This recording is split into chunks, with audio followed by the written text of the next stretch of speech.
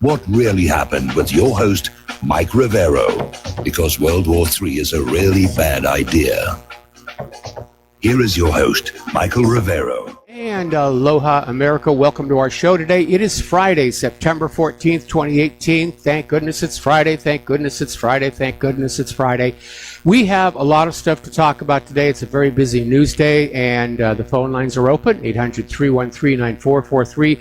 Mike is in our control room ready to answer the phone, put you on the air with your comments and questions. And, of course, in hour number 3 today, the lovely Lady Claire will be joining us with her unique perspective on the world. So let's get right on into it. Obviously, the big news today is Hurricane Florence, which made landfall as a Category 1 storm. This comes under the category of could have been a lot worse than it really is, which is what we went through with Hurricanes Lane and Olivia, where the media was saying, oh, it's going to be horrible, horrible, and it was rough, but could have been a lot worse here.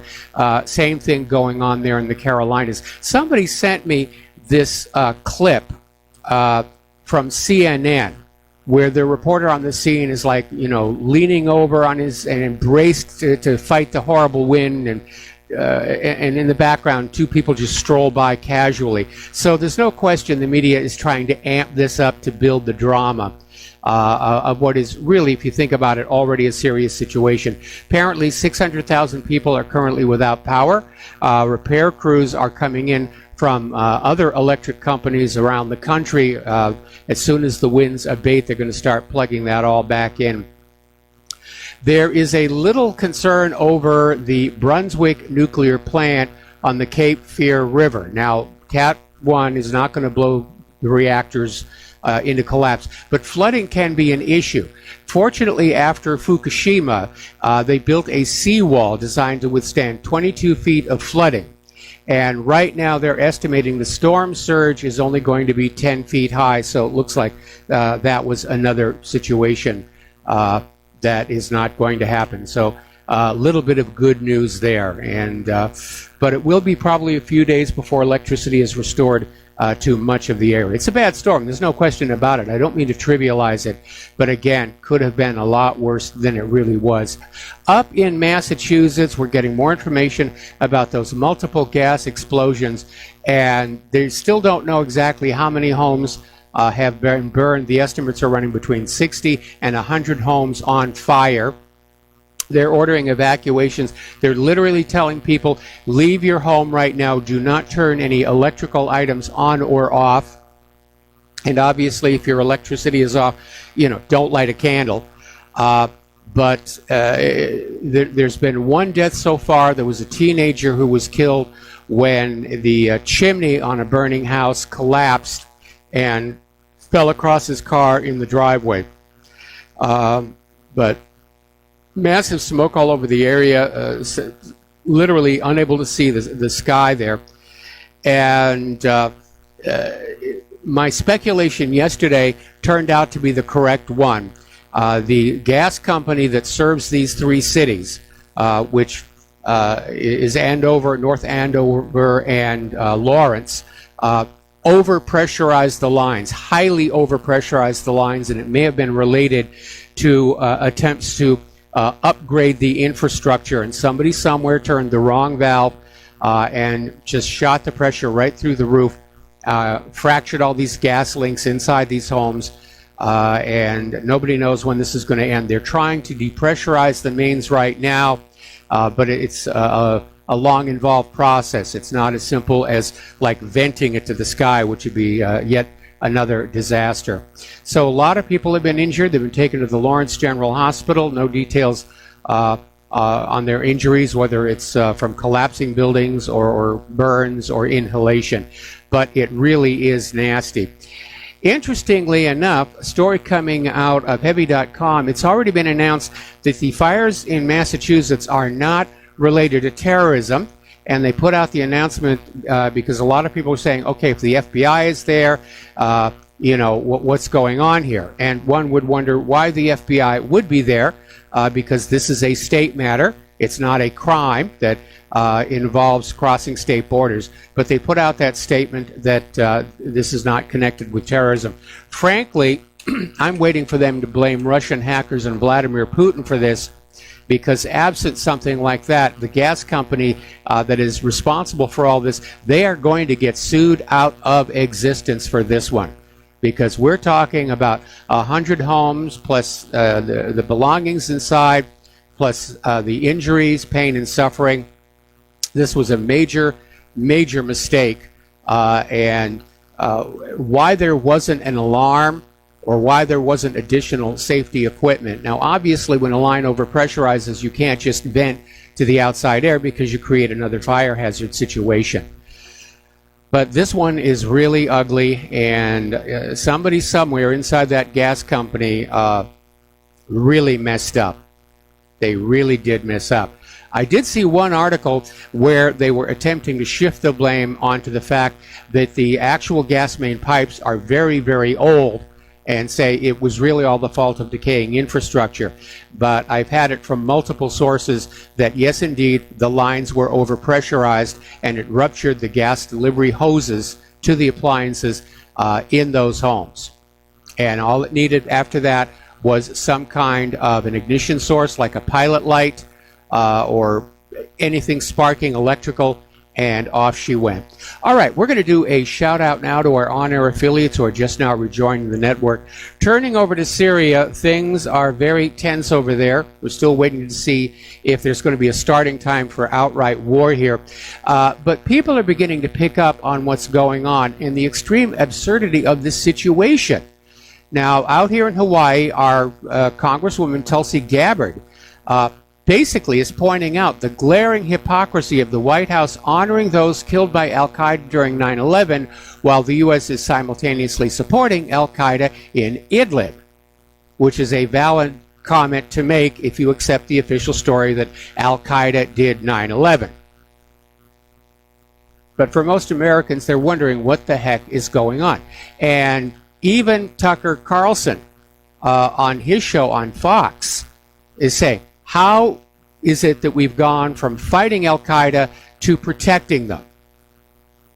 And so Fox News is actually admitting the U.S. is getting ready to bomb Syria to protect al-Qaeda and also the remnants of ISIS. So there's something really weird about that, and I think most Americans are smart enough to pick up on it.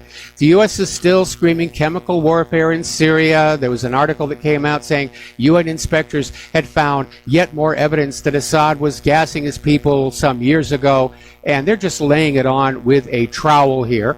Russia continues to claim they have specific intelligence that al-Qaeda affiliates working with the White Helmets are preparing to stage a chlorine gas attack that will be blamed on Assad and used to justify an escalation in Syria. So we need to look at that issue of provenance, because we have gotten to this situation where the U.S. government, and for that matter Great Britain, will just make an announcement. Okay, Saddam has nukes, we're off to war. Assad has gas, we're off to war. The Russians poisoned Sergei Skripal, we're off to war. And they're taking the attitude of, we don't have to prove it to you. If you're loyal citizens, you will listen to us and you will believe as we tell you to believe. Which is a lot of nonsense. After being lied to as much as we, the American people, have been lied to, we should demand proof beyond a reasonable doubt of every single assertion made by the government, the state-controlled schools, and the corporate media. We should take nothing on faith from any of these known propaganda institutions here. Now, Russia is warning the United States that if U.S. forces do get in the way as they go into Idlib, they may well be fired on. Now, the United States is sending additional U.S. forces into Idlib. They had a few dozen there before. Now they've got several thousand. And maybe they're hoping that having that many Americans there will act as a deterrent to Russia and Syria. They won't dare to attack because they don't want to hit those American forces, which would then be used as a trigger for U.S. action. But Russia is not backing off its warning and reasserts it is acting within international law at the invitation of the Syrian government. The U.S. is clearly in the wrong here. So the rhetoric is continuing, and it does feel like at some point there's going to be a flashpoint. My speculation, my expectation, if you will, is that once Hurricane Florence is off the news cycle, then we're going to get all this nonsense about another Assad chemical attack on poor, innocent civilians, women and children, and we'll be off to war. And again, it makes absolutely no sense. Assad, first of all, doesn't need to use chemical weapons. He's winning the war. And he surrendered all of his chemical weapons under international supervision. He's got nothing to gain by using chemical weapons and everything to lose. Who gains if there's a chemical weapons attack blamed on Assad? Obviously the United States.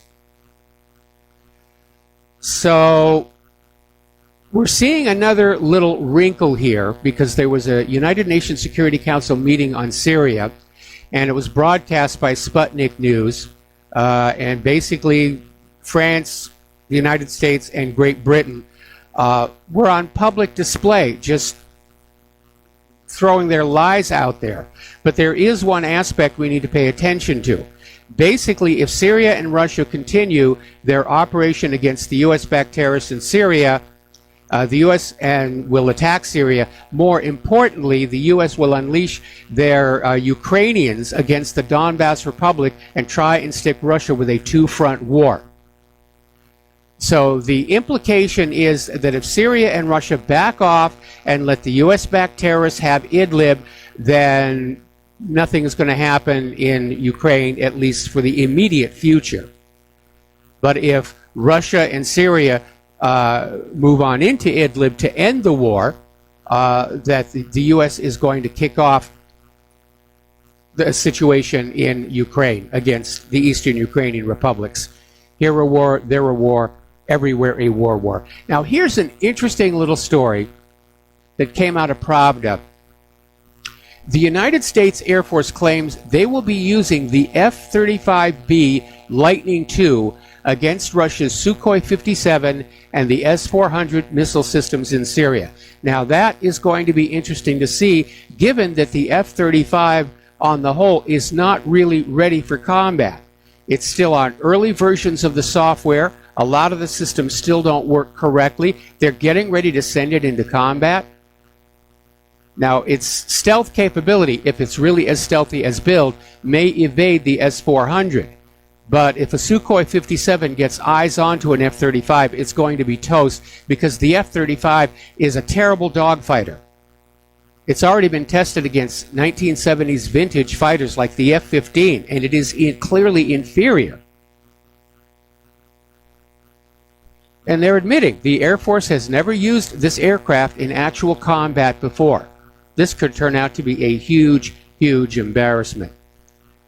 Meanwhile, the Pentagon is questioning the presence of the Russian warships off the Syrian coast. Why do you have warships off the Syrian coast? Syria asked us to.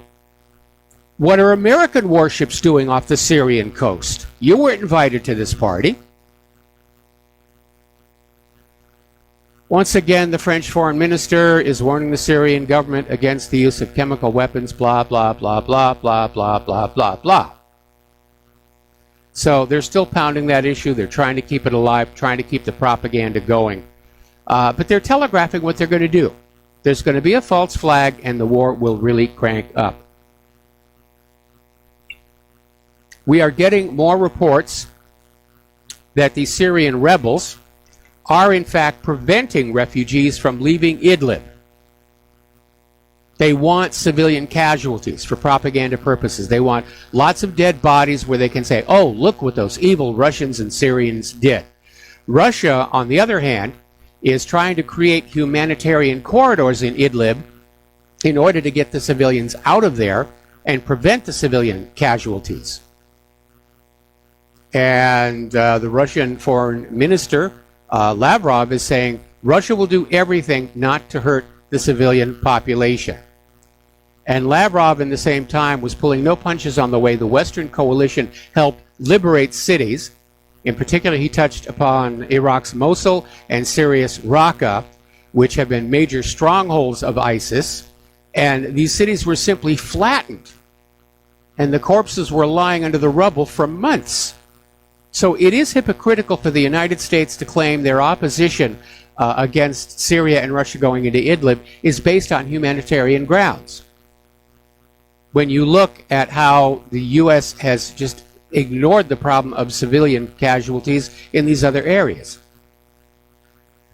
Down in Yemen, the Saudi attack on the strategic port city of Hodeidah is continuing, and displaced families are being forced to flee while the Saudi-led coalition basically pounds the port city. And there is an acute lack of basic needs, including food, clothing, and water. It is a humanitarian disaster. But you're not going to hear the United States complain about that humanitarian disaster because, you know, we're the good guys and we're the exceptional nation. And our friends, the Saudis, you know, they can't be seen as doing anything wrong. It's only the Russians in Syria that we chastise for humanitarian casualties. Everybody's gearing up for a war. Everybody knows a big war is going. The European Union is increasing the size of their military by 7 times. Everybody's arming up. The defense contractors are giggling insanely at the money that they're making. And the populations of all those European Union nations are being taxed even more to pay for it all. Not to mention all the taxes being spent to prop up all those refugees that have crowded into the country here. Now, as you know, following the situation with Crimea, various sanctions and other impediments were placed on Russia, which included the Ukrainian imports to Russia, many of which went to Russia's defense industry. Well, Russia has basically completed the replacement of all Ukraine-produced products. They're now self-sufficient internally, and they can now run their military without having to go outside. And that is a really good thing. And it's something to consider about the United States preparations for war. Because the reality here is that the United States is still heavily dependent on foreign imported components for our military. And there are 2 issues you need to keep in mind. The first is the sea lanes of communication through which those imported components are being shipped. If those are compromised, those supplies are cut off. The second issue, of course, is that some of these countries currently selling us these components might decide to stop in the event of a war, depending upon alignments. So the U.S. military is actually vulnerable in that particular area. Over in Great Britain, they're still pounding on this whole Skripal nonsense. And there is this chemical weapons expert, Dr. Chris Busby. He's an outspoken critic of the British government's handling of the Skripal poisoning. And his home was raided by police. And afterwards, police officers complained of feeling unwell. They sent out the hazmat team. Frankly, it looks like a PR hoax to discredit this guy and make it look like he's part of a terrorist cell or he's dangerous. So don't listen to his criticism of the way the British are handling the Skripal case here. Now, as you know, the U.S. is threatening even more crippling sanctions on Russia over the Skripal case. Now they're offering a carrot. The United States is saying that Russia will avoid this second, more punishing round of sanctions if it allows chemical weapons inspections. And Russia may go along with that. The issue here, though, should be why the U.S. does not allow chemical weapons inspections. Now, several years ago, all these countries got together and signed a treaty to get rid of their chemical weapons, and most of the countries have complied. The U.S. has not. They still have all their stockpiles. So once again, it's hypocrisy. Okay, we're going to take a break for commercials here. We got a caller waiting on the line, and we will be right back. And aloha, America. Welcome back to our show here. We're going to go to the telephones now. And Steve in West Virginia. Aloha, Steve. Welcome to the show. What's on your mind? Yeah, hi, Mike. I just want to kind of talk about what your callers, Mark and Dustin, mentioned yesterday, and especially Mark, that he said that, you know, I was a former U.S. Marine during the first Gulf War, and I can remember being out in a place called Camp Wilson in 29 Palms, California. Yes. And having to crawl around in the sand and dirt and not take a shower for a whole week. And I'm 51 years old now, and if Trump ever called back people or tried to make people come back, there is no way in hell that I would go back. You could put the plastic cups on me and put me in jail, and I would not go back to fight the Syrians or the Russians or any of those people.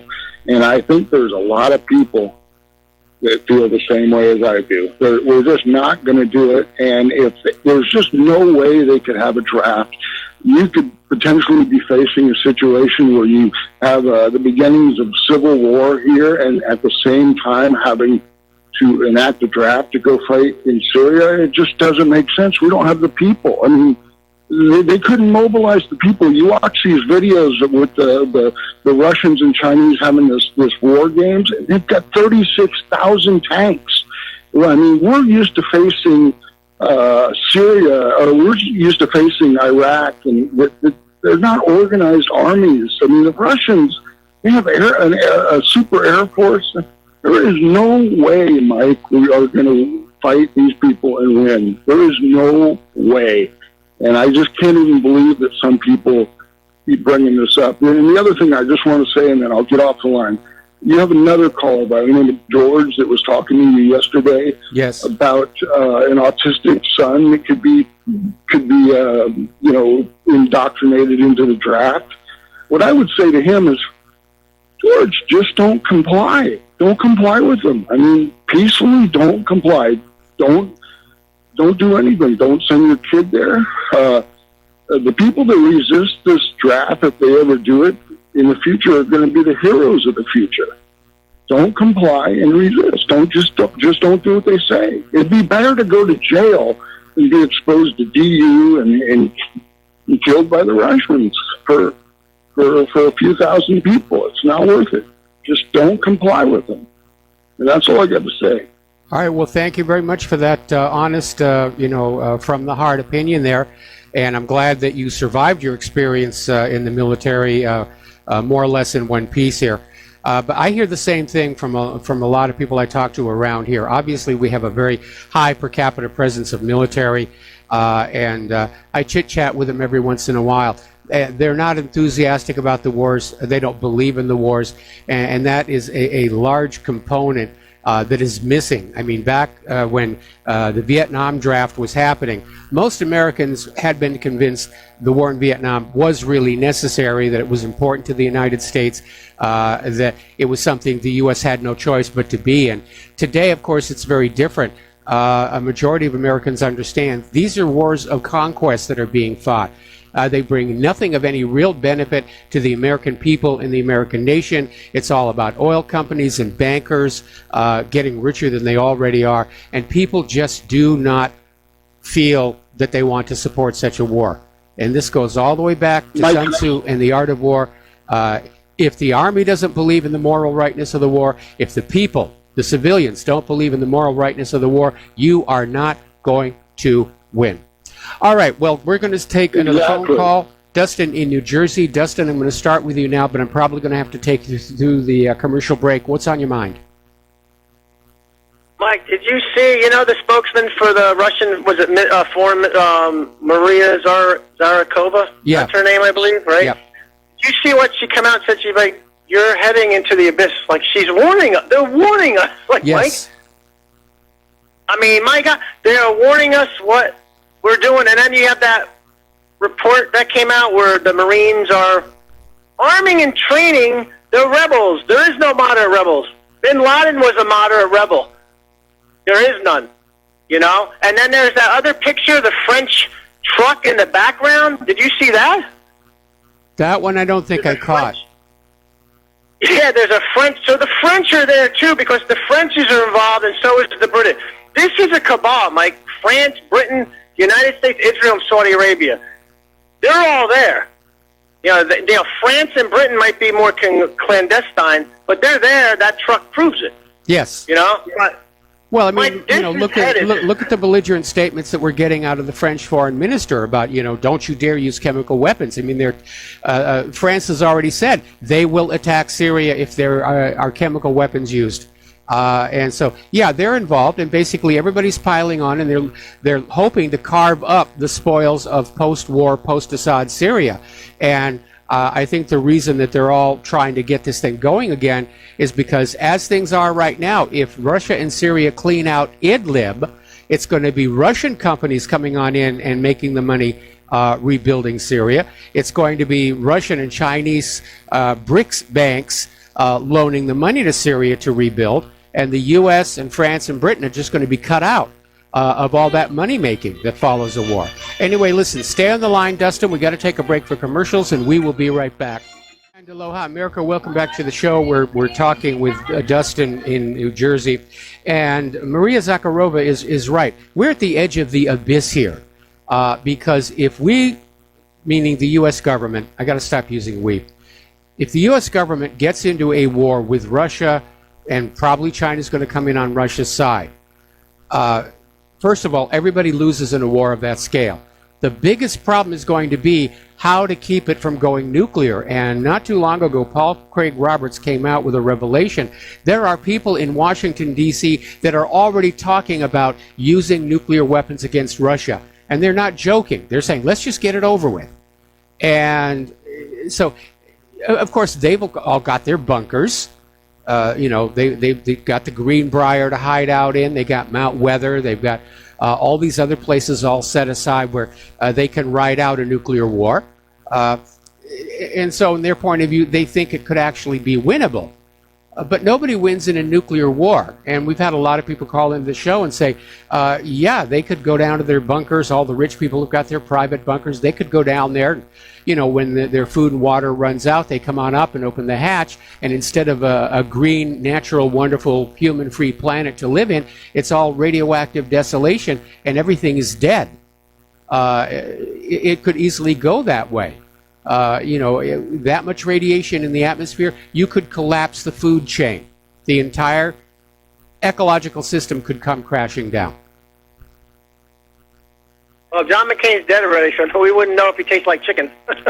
Oh, gross, tacky. Mike, what's the flight time, like with the those ultralight vehicles that they got now for the I wonder what the flight time would be for like a Sarmat. It was like 10 minutes, 12 minutes maybe? I mean, what's the flight time? Well, it depends on where it's launched from. I would say if they're launching from within continental Russia aimed at the continental U.S., you're probably looking on the order of something under half an hour. If they're doing sub-launched, if they can get up to the edge of our coast with that new, the Bure, I think is their latest ballistic missile submarine. Then you're looking at a flight time of about 5 minutes. And Mike, Russia and China, these drills are saying we got each other's backs. That's what this drill is saying. That's why the Russians had the Chinese involved. Yes. In this drill. They were sending a message. Mike, yeah, exactly. And Mike, the button's been pushed in Syria already because Nikki Haley even said, we already know he gave the order to use a chemical weapon. She said that. So it's already been approved by the West. You know what I mean? I know it has. I think they're waiting for Hurricane Florence to clear the media cycle. They don't want any distractions, and then they're going to come out with whatever videos that the White Helmets and Al-Qaeda put together showing all these dead bodies. And Mike, the previous caller, he said there's no way let me tell you, dude, this will go nuclear because we don't have the manpower, and NATO is nothing, but we don't have the manpower even with NATO. Look at all the tanks they had, right? I mean, it's just, we don't have the manpower. It would go tactical nuke or full ICBM style, because it's just, the West is we said this before, is a declining empire. We don't want to give up power. And people who don't want to give up power go psycho. Yes. And that's the fact. Yep. And that's all a I good got to say, description. Mike. Have a good show. All right, Yep. thanks an awful lot. We're going to let you go here. And that's a good analogy. People who are wealthy and powerful, when they feel like they're losing that wealth and power, they go completely psycho. I mean, look at Hillary Clinton when she lost the 2016 elections. Reportedly, she literally physically assaulted her campaign manager, John Podesta, and had to be restrained by other staffers. And yeah, we could be seeing that here in the United States. The dollar is in decline. The economy is fragile. The government has lost the trust of the American people. And the U.S. military is certainly capable of messing up relatively weak countries like Iraq or Libya. But going up against a military peer is an entirely different matter. And if we do get into a full-on war with Russia and China, sooner or later, one side or the other will resort to the nuclear arsenal. And it is very alarming. Again, as I said, Paul Craig Roberts is saying there are people in Washington, D.C. who are seriously suggesting just using the nuclear arsenal against Russia. They are collectively insane. Ron Paul had an article out there saying that our modern-day empire requires a lot of force and lying to the people. And he writes in this article, the U.S. effort to preserve its global dominance is a costly endeavor based on threats and keeping the American people in the dark about what is going on. And this was Ron Paul in an interview with Russia Today. And he's absolutely right. Where it's falling apart, of course, is that because of the independent media, the American people are not in the dark. The American people are seeing the light. And that's why all of a sudden you've got these corporate social media platforms are trying to delist everybody or deplatform everybody. They're coming after the independent media. They want the American people to go back to believing in the lies. And it's not going to happen. Do you think if the independent media just vanished today, that the American people by Monday would be back to totally trusting the corporate media and the government? Of course not. Trust arrives on foot, but it departs on horseback. Right now, the U.S. government's credibility, the corporate media credibility, is so bad, even if they started telling nothing but the truth today, it would be decades before they regained the trust of the American population. Anyway, getting back to Ron Paul, he's saying what the United States is trying to do is maintain a modern-day empire. And it does take a lot of lying to the American people to get them to go along with it. Now, getting on back to this issue of chemical inspections for Russia and would be nice for the United States here, attention is now coming back to this Richard Lugar Center for Public Health Research in Russian Georgia. It's located near Tbilisi. And it has long been accused of being a U.S.-controlled biological warfare laboratory that has even used human beings for conducting some of their experiments. Now, apparently, Russian specialists have acquired a bunch of documents from this library. They're going through them, and they're preparing to release a public report on just what the U.S. has been doing there. All right, turning to the domestic politics here. Paul Manafort is cooperating with the special counsel as part of a plea bargain, but not on any matters involving the Trump campaign. And Trump himself tweeted on out, this has got nothing to do with the 2016 campaign. It's got nothing to do with the allegations of collusion with the Russians. This is Robert Mueller trying to maintain a sense of legitimacy.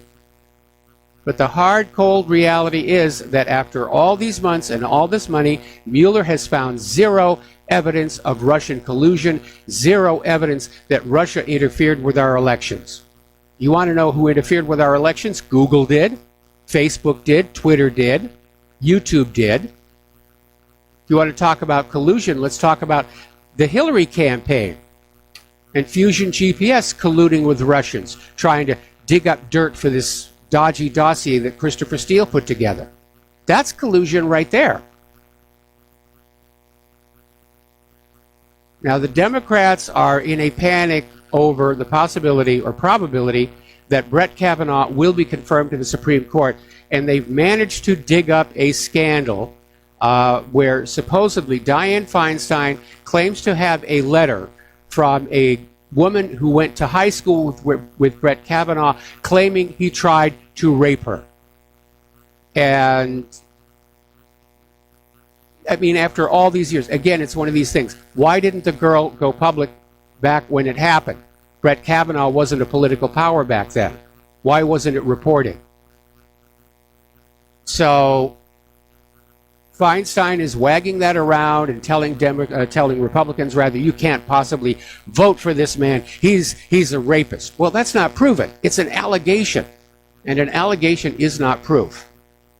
Now, if he really did do something like that, he should be charged. And he went to high school in Maryland where there is no statute of limitations on rape. But he's never been charged. This just appeared out of nowhere. It's just more of this Stormy Daniels and Playboy centerfold kind of nonsense. And all it does is illustrate, first of all, how desperate the Democrats are, and two, what they're willing to go to, the lengths they're willing to go to, how utterly dishonest at its core the Democratic Party has become. Now, the other day, as Hurricane Florence was bearing down on the Carolinas, Senator Jeff Merkley, who's a Democrat from Oregon, floated this story on MSNBC about how President Trump had diverted money from FEMA's Hurricane Relief Fund and given it to Immigration and Customs Enforcement to build detention camps. Well, FEMA and Trump immediately denied that this had happened, but the media was out there saying, oh, gosh darn that President Trump, those people in the Carolinas, they're going to suffer because, Trump is, building detention camps for those poor illegal immigrants who should just be allowed to live here. Well, it turned out Senator Jeff Merkley has now admitted he made the story up. It was a complete lie and a fabrication. It never happened. Meanwhile, speculation is still ongoing over who wrote this anonymous New York Times op-ed about the resistance movement. Some people are saying it's a woman. Ann Coulter has a different opinion.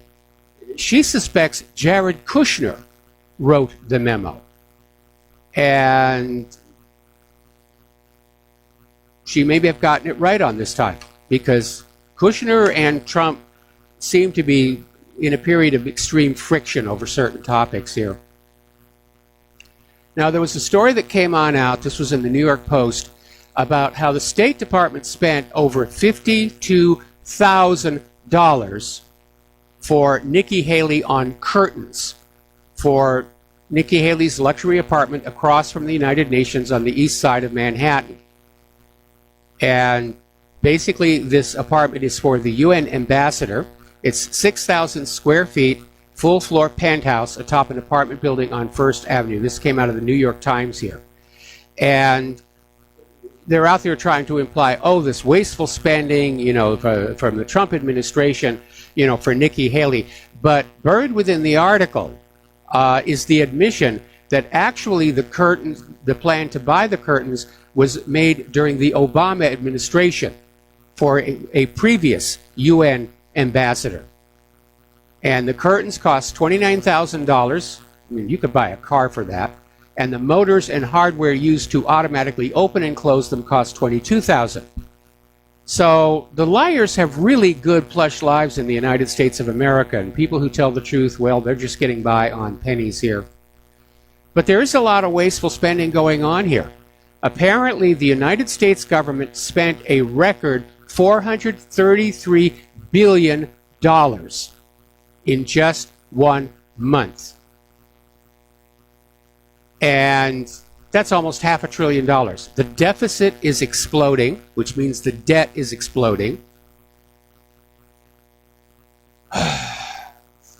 And they're looking at the tax revenues coming on in. In August, the U.S. collected only $219 billion in tax receipts, $106 billion in individual income tax, $93 billion in Social Security and payroll tax. a negative $3 billion in corporate tax, which is a result of the tax plan, the GOP tax plan. They're spending way, way beyond their means, and it's not going to get any better because they're having to spend on the wars. And there's obviously going to be a cost cleaning up from Hurricane Florence here. Speaking of Hurricane Florence, it may be wrecking more than just the Carolinas because catastrophe bondholders are in a panic. Their insurers' models fail to predict Hurricane Florence. Now, basically, there's a special part of insurance called catastrophe bonds, which are used to spread the risk among a number of companies. And the bonds, which sort of became popular after Hurricane Andrew, allow insurers and reinsurers to transfer risk to a pool of investors. And the investors receive a premium if insurers go a set amount of time without paying out a major claim. But if a natural disaster strikes, bondholders will lose some or all of their principals. And it looks like Florence is going to wipe them all out because the models being used by the purveyors of these insurance products weren't expecting something on the size of Florence, which really doesn't make sense when you look at Andrew and Katrina and some of these other major storms. You know they're going to show up eventually. And if you're not taking that into account in your models, then yeah, you've made a really, really bad mistake. Over at the European Union, Jean-Claude Juncker is now issuing a call for the world to use the euro instead of the US dollar as the global trade and banking currency. So now Europe is turning against the dollar. I don't think the world will go back to a single global currency. They don't need to. It's an obsolete idea. It may have been valid at the end of World War II, but in this day and age of instantaneous global financial transaction and confirmation, you don't need a single currency. You make the payment, you get the receipt instantaneously, everybody's happy. I'm sure the world will look at the euro as one of the global trading currencies, but we're already seeing more and more countries say, we're going to use whatever currency works for us. And for most of those people, that is not the US dollar. In fact, it looks like Russia could completely dump the US dollar in 5 years or less, and they seem to be headed in that direction. We're going to take a break for commercials, and we'll be right back. Aloha, America. Welcome back to our show. Now, there's a very interesting article that came out of Bloomberg, and it's basically reporting on how China has offered Venezuela a $5 billion loan to basically prop up Maduro. And the way Bloomberg is spinning this is a bad thing, because China is now going to have influence over Venezuela. In fact, I love this one quote here. Beijing has offered a $5 billion loan to the struggling socialist republic, and they put republic in quotes, like we're supposed to. They're implying it's a dictatorship. Heck, Maduro won his election. And then they go on to say, as Maduro prepares to travel to Beijing to grovel before the party bosses. Like the United States does anything differently? Of course, when the United States banks or the United States loans money to a foreign nation, with that comes a collar and a leash. In fact, one of the reasons so many of those South American countries hate the United States goes back to a period in history where the United States weaponized the banking system, and they encouraged banks to give all these development loans to these South American countries. Then the CIA would go on down and engage in industrial and agricultural sabotage to make sure those countries couldn't pay the loans back, to keep them permanently on that debt hook and permanently under the control of the United States. In fact, if you've ever seen the movie The Good Shepherd, this is briefly alluded to, where there is this country in South America, I forget which one, and their main export is coffee, and you see these unmarked airplanes flying overhead, just dropping these insects which are known to basically blight the coffee plant and make it unsaleable. That kind of stuff went on a lot of times. And that's why these South American countries really don't like us. So what China is really trying to do is counter the U.S. economic war against Venezuela. And yes, it will move Venezuela and China closer together, but they've been close for a while. China buys a lot of oil from Venezuela. They pay for it with the yuan, which is another reason why the United States hates Venezuela. By golly, if you've got oil, you sell it for the dollar, or we'll give you what for? Which is what's going on in Venezuela. They're suffering from years of U.S. economic warfare to convince them to go back to the hegemonic domination of the dollar. Okay, as I mentioned yesterday, it's been 10 years since the 2008 financial meltdown, which inflicted devastating financial damage on millions of ordinary Americans. But there's a new report out by the Public Citizen that shows the Wall Street banks that caused the crash have done very well in the last 10 years. Between the Obama bailouts and the Trump tax cuts, the 5 largest U.S. banks have raked in more than $500 billion in profits since 2008. The rich are getting richer, the poor are getting poorer. We're going to take a break here for station identification, and we will be right back. And aloha, America. Welcome back to our show, hour number 2. And our phone lines are open, 800-313-9443. I'm looking at the forecast track for Tropical Storm Florence. Apparently, it's no longer considered a hurricane. And it's taking a sharp turn to the northeast. It's going to hit the eastern parts of Kentucky and Tennessee. And then it's going to cross over Pennsylvania, New York, up into New England. I just sent the predicted track map to my family that live in New England. So hopefully they'll hunker down. But by the time it gets there, it's probably just going to be, a storm. Could have been worse. Could have been a lot worse. Okay, let's see. Getting on back to the economic news here. Apparently, there is news out of Europe of massive layoffs at banks all across Europe. Deutsche Bank is looking to lay off 10,000 workers.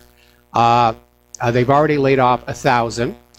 And the excuse that's being given is because more and more people are doing their banking online. And that is true to an extent, although it's not as big as you might think. Claire and I, we do go to our bank's websites, but only to check balances and whether checks have cleared. We do not use those websites to do any kind of transfers or payments because that would make us vulnerable to hackers, which has become a big problem for the online banking. But the real story seems to be that these banks in Europe are mired in debt. They have got huge amounts of debt they've built up, and they're having to cut staff to try and pay that debt. But again, it's all a gigantic pyramid scheme, because no matter what you do, as long as you have a private central bank running the economy of your country, the debt grows faster than the available money supply until the debt crushes the entire system. And it looks like that's getting ready to happen in a lot of countries here.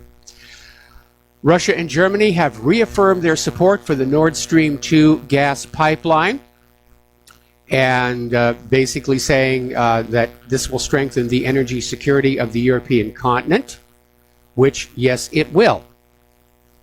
And you may wonder, what's all the fuss over the pipelines? I mean, obviously there are safety and health considerations from the pipeline itself. They do cut a huge swath across the countryside. But the real issue is that the pipelines generate revenue. They don't carry that oil and gas for free. So they're a major source of revenue that the pipeline's investors will then share in. But more importantly, from a strategic point of view, it does say who's got the oil, who needs it, how does it get to them? And remember, this was a big issue when Ukraine was heating on up, because Russia was sending oil and gas to Europe through a pipeline that went through Ukraine, and Ukraine was just dipping in and helping themselves and not paying for it. But Russia really could not turn off the valve on their end without seriously impacting Europe. So with the Nord Stream 2 bypassing Ukraine, this gives Russia more options here.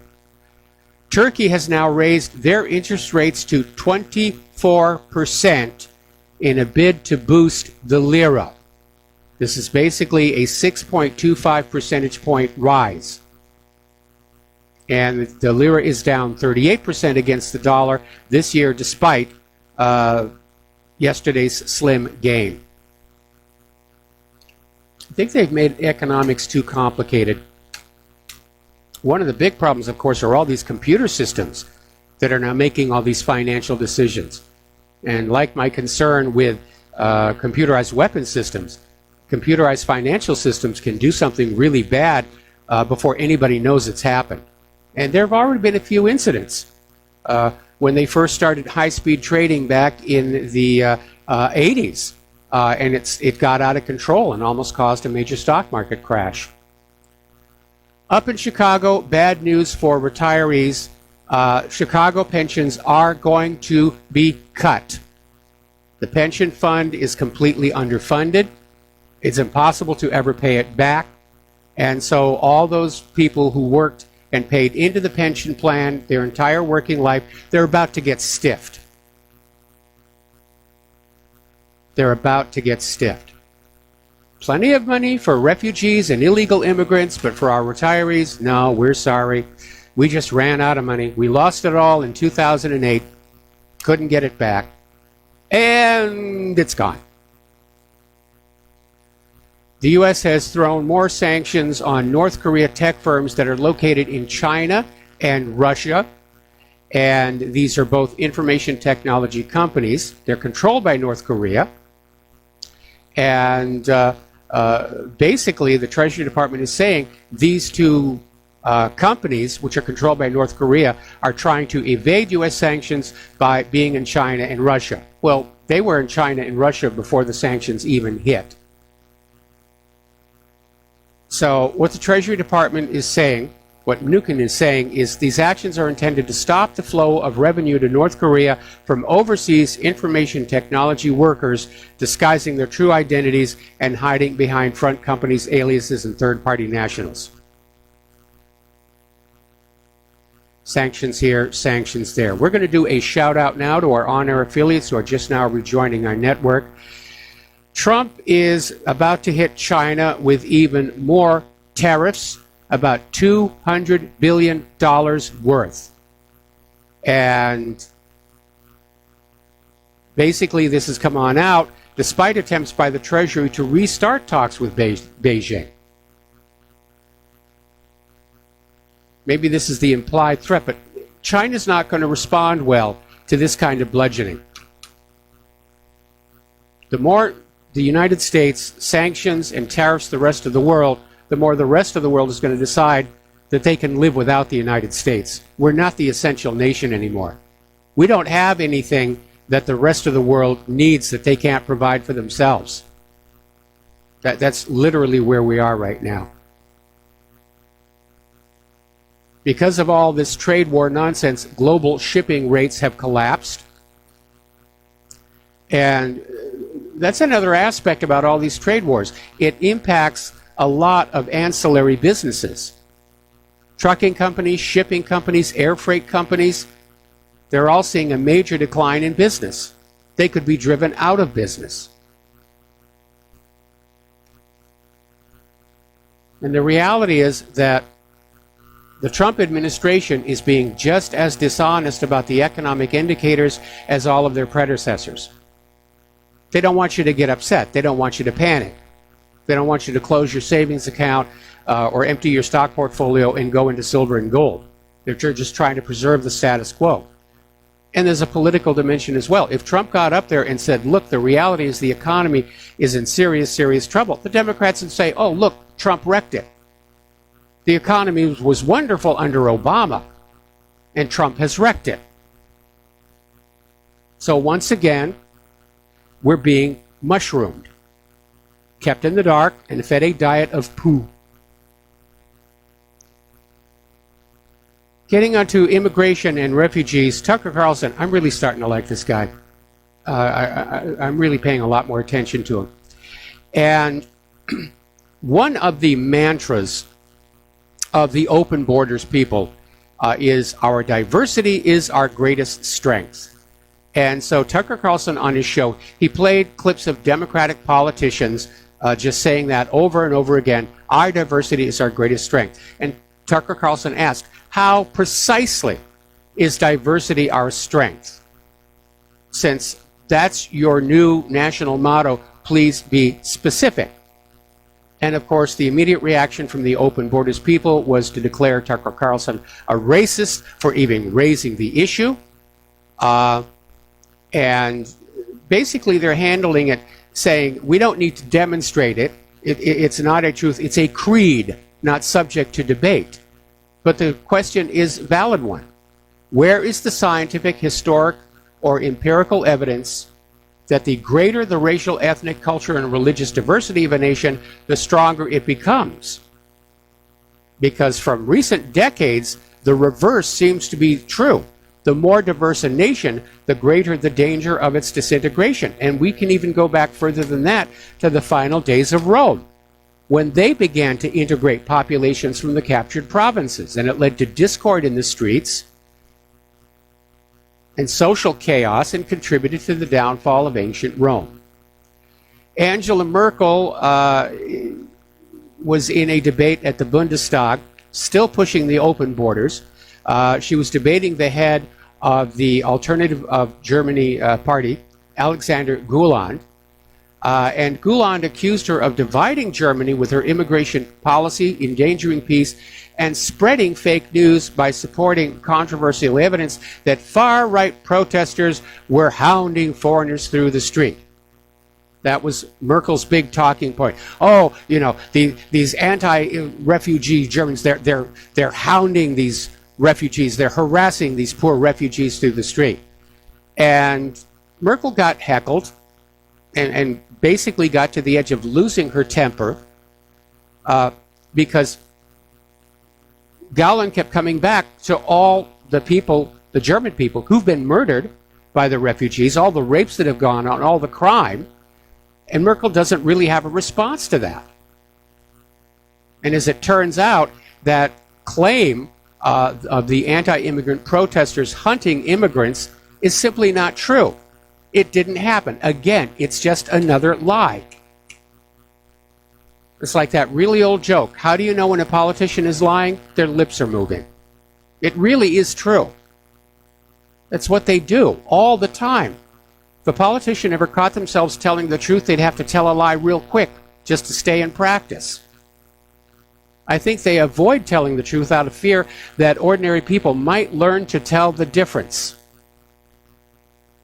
Sometimes they lie about dumb things. I remember when Clinton was president and he was telling everybody that Hillary had gotten him on a healthy diet and he no longer went to McDonald's. And then he came out here to Hawaii, and the first thing that happened, somebody got a picture of Bill Clinton walking out of a McDonald's. You know, big deal, you had a Big Mac. Why are you lying about that? Well, because that's the first instinct of a politician. To just lie, to say what you think the people want to hear, to keep them manipulated, to keep them in the dark. Over in Italy, Salvini has come out with a very blunt statement. Africa does not belong in Italy. We send them all back to where they come from. And I think that is a sentiment that is spreading to other parts of Europe. And again, there was that wonderful quote from a few weeks ago. If we import the third world, we get third world problems. And that is proving to be true all across Europe and here in the United States of America. Down in Hungary, Viktor Orban is responding to the European Union sanctions vote under Article 7, saying, really, this is just petty revenge for proving that migration can be stopped. And saying there's no need for migration. Hungary didn't need the migration, and they put a stop to it. And as one of our callers in yesterday suggested, this might also be payback for Hungary's having shut down the Rothschild central bank in their country. Now, the European Union's top economic official, Pierre Moscovici, has voiced fears that little Mussolinis are emerging in Europe. Basically, we've reached the stage right now where anybody who doesn't go along with the left, doesn't go along with globalism and open borders, is automatically declared a Hitler or a Mussolini, which is not really an argument. It's just a smear job to try and get people to shut up. Oh, you're being Mussolini. All right, I'll go away. I won't say anything. Or you're a Hitler. Oh, okay, yeah. It's not an argument. It's winning through intimidation. Over in Belgium, there are 4 Belgian political parties that call for the banning of this pro-Sharia Islamist party. And there is this party that is formed. These refugees into Belgium formed their own political party, the Partis Islam, and they're out there campaigning on a platform to basically turn Belgium into a 100% Islamic state. And I can imagine that the Belgian people are not happy with that idea, looking at how life is in Islamic states over in the Middle East. They're being invaded from within. I was trading emails with somebody earlier today about how so many of these refugees into the United States and into Europe especially are young men of military age. And all it would take would be for Israel to destroy the Dome of the Rock or the Al-Aqsa Mosque, and remember, they've been waving that red heifer around the last few days. That would trigger mass civil unrest in Europe. All across Europe, you'd have the Muslims going on jihad against the indigenous population. All right, we're going to take a phone call. Al in Canada, aloha. Welcome to the show. What's on your mind? Hi, Mike. I was just listening to you talk about immigration. And you know how some other countries, the European Union are being treated, like Hungary, for not wanting people from other countries and other cultures. The whole point of having a world, and it's huge, is so that people that have the same backgrounds or the same, culture, that's what it is. They want to stay together, the same language. And there's nothing wrong with that. In fact, it's a great thing because when people want to travel to experience these sorts of things, they go to different countries. I mean, how do these open border people justify just smearing us all together and that we're all the same? The whole world's the same. What a boring place to live. It will be a boring place to live. I mean, it'll be the end of tourism. Why go visit another country if you're going to go in there and see exactly the same thing you've got outside your front door? All kinds of the same people and a McDonald's and a Starbucks. But the issue here is, some immigration is fine, but it's got to be controlled. The issue here isn't that we're having all these immigrants and refugees pour into these countries. It's that there's no filtering, and we're getting a lot of bad apples along with the good. And this idea that there shouldn't be any borders, it's liberal snowflake thinking. We need borders to protect our culture, our economy, our industry, our health. And if somebody wants to come to the United States through the legal immigration process, then I say, welcome. I hope we don't disappoint you when you finally get through here. But this whole idea of shoving entire populations of one country into another country, look how destructive it's been and how dangerous it potentially is. Mike, Keynesian economics has been around for over 40 years now. Look how destructive it's been. It's all part and parcel to the liberal mentality of, kind of anything goes. You mentioned having borders means that you protect the citizens, you protect your borders, you protect your country, your economy.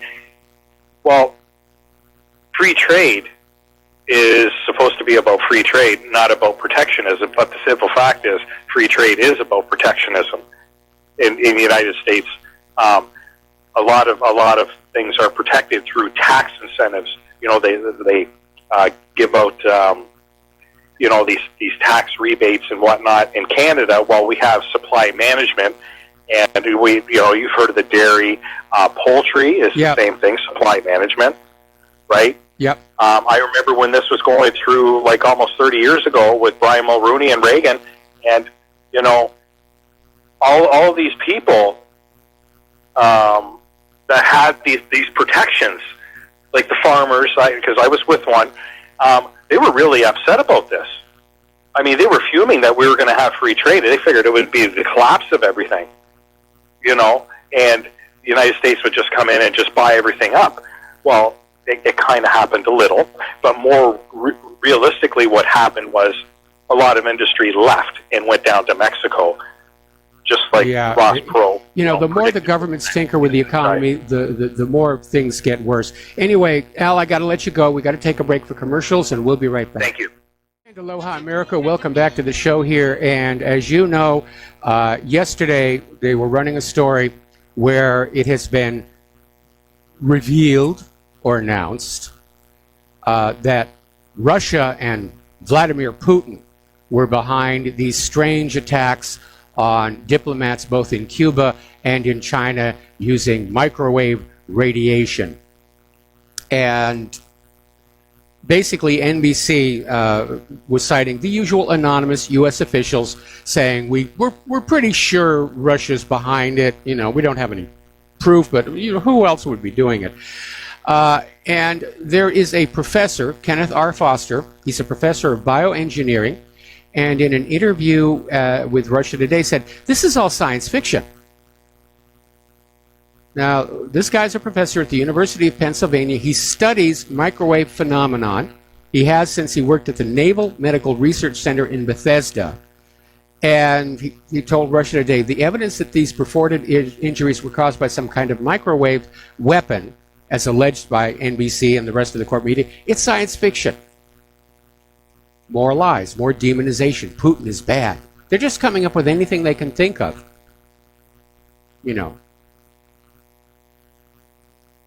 Putin refuses to recycle. Putin makes dangerous vaccines. Putin is stealing socks out of your dryer. Putin passes wind in the elevator. There's a cause for war. Over at the White House, the Trump administration is reversing a long-standing policy regarding protests and demonstrations.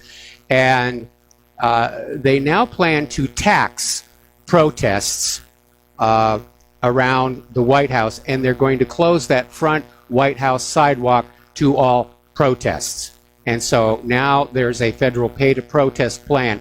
It's being justified because of the cost of the cleanup after the protests and the harm to the turf, meaning the grass, which, by the way, does tend to regrow itself if you leave it alone.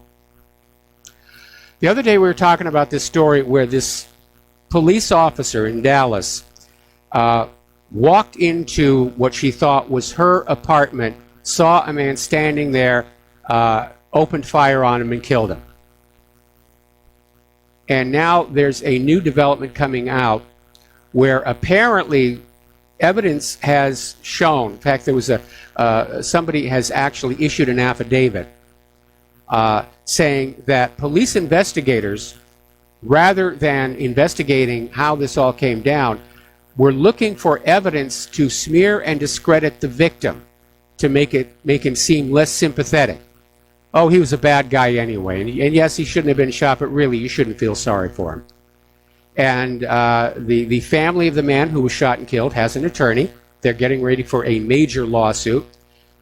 And so that's how the police react. Oh, we accidentally shot the wrong person. Here, let's figure out a way to make him look bad so we can still look good.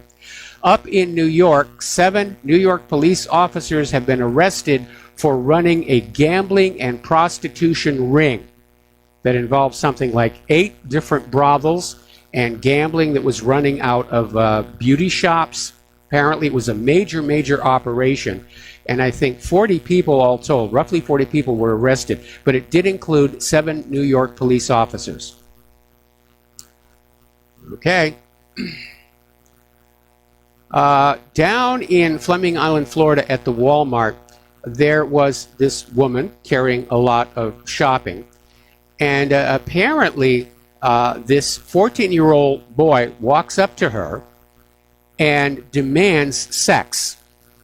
First of all, asks how old she is. Total stranger. She's never seen him before. And comes up and says, I want sex and I have a knife. Fortunately, there was a gentleman standing nearby who was carrying concealed and chased the kid away, who was later caught by police and arrested and thrown in jail.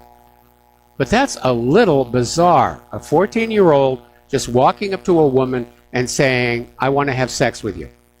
I have a knife.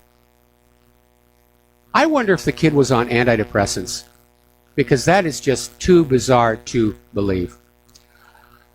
Okay, let's talk a little bit about computers and software. And apparently in the latest Windows 10 test builds, Microsoft is trying to discourage alternate browsers. If you go and try and install Chrome or Firefox or Opera, there'll be a window that pops up saying that you already have the best, safest, fastest browser on Windows 10, and that is Microsoft Edge. And this has really annoyed a lot of people, especially because benchmarks are showing that, in point of fact, Chrome outperforms Edge on Windows 10. So people are very unhappy with that. And it's just more of this marketing and more of Microsoft trying to be a universe unto itself. Okay, we're coming up here on another commercial break, and we'll be right back with more news and commentary after these few words.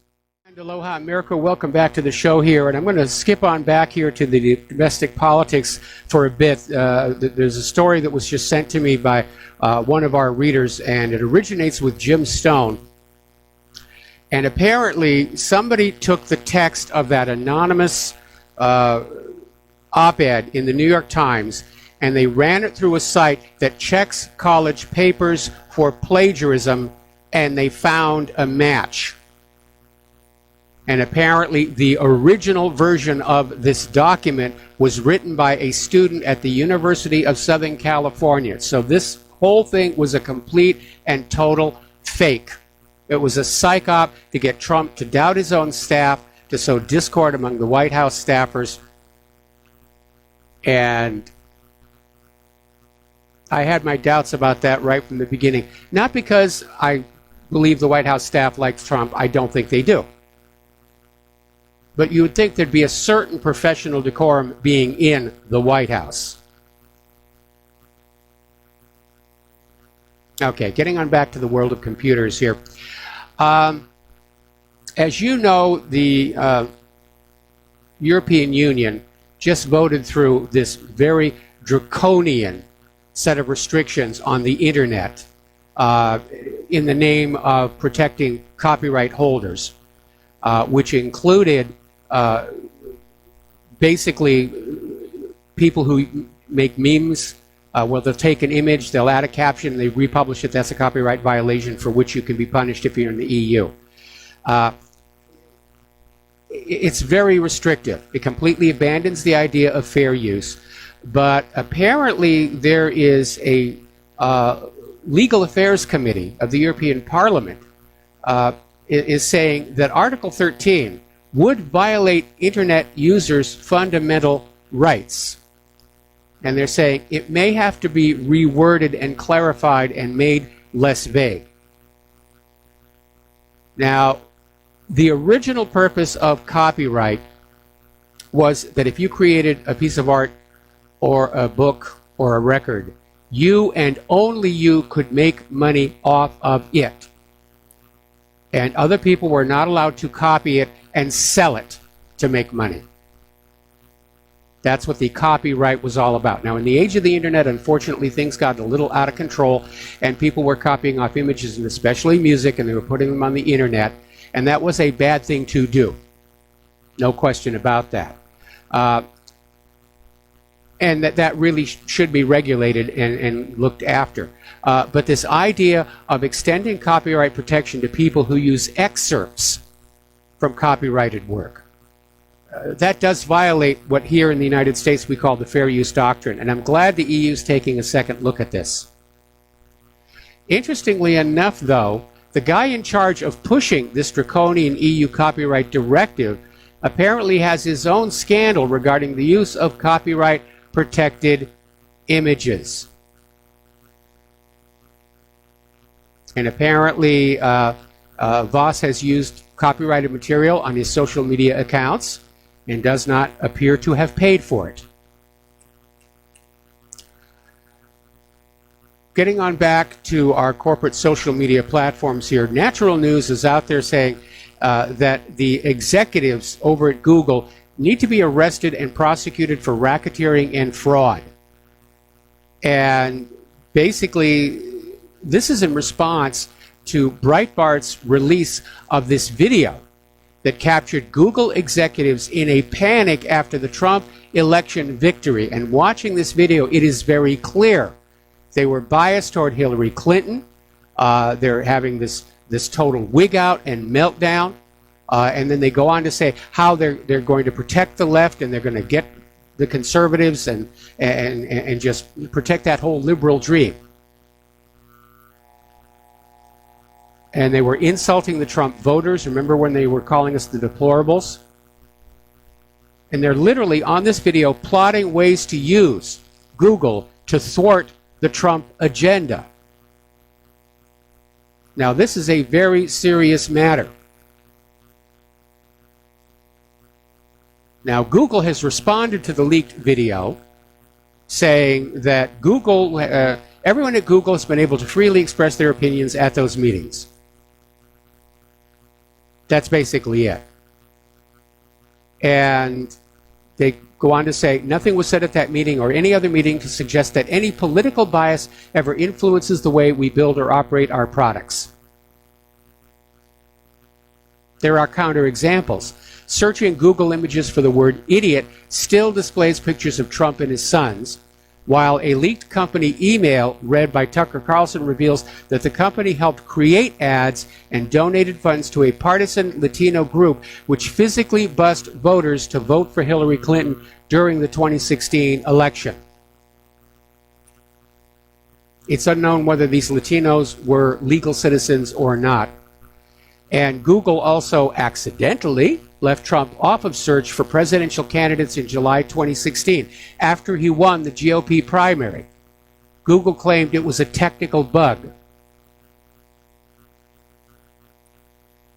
And another example, a viral video created by SourceFed, which Google has now removed from YouTube, depicts several autocomplete search results for Hillary Clinton, which the company claims prove Google has been actively altering search recommendations in favor of Hillary Clinton's campaign. I noticed that myself in 2016 when I was going back to try and find articles about, Hillary Clinton and Cattlegate or Travelgate or all of those other things. You had to go down through pages and pages of Hail Hillary, Hillary the Empress, she's wonderful, she's great, we love her, before you finally got down to the meat of that.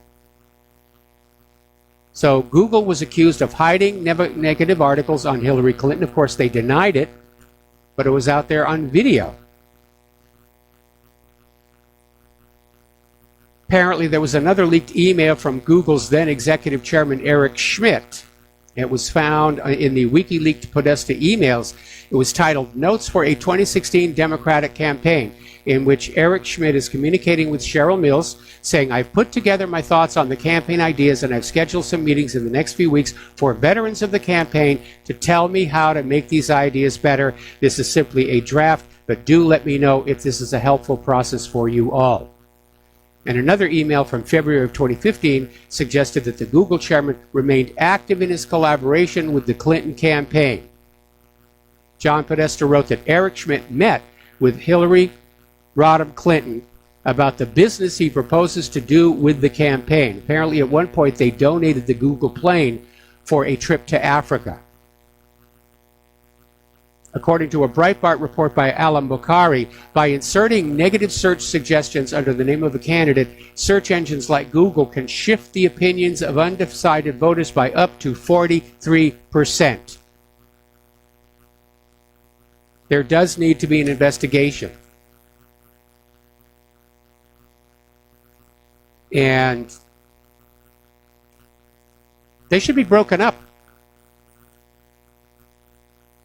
There used to be laws in this country limiting the size of media in order to preserve a diversity of opinion. We don't have that anymore.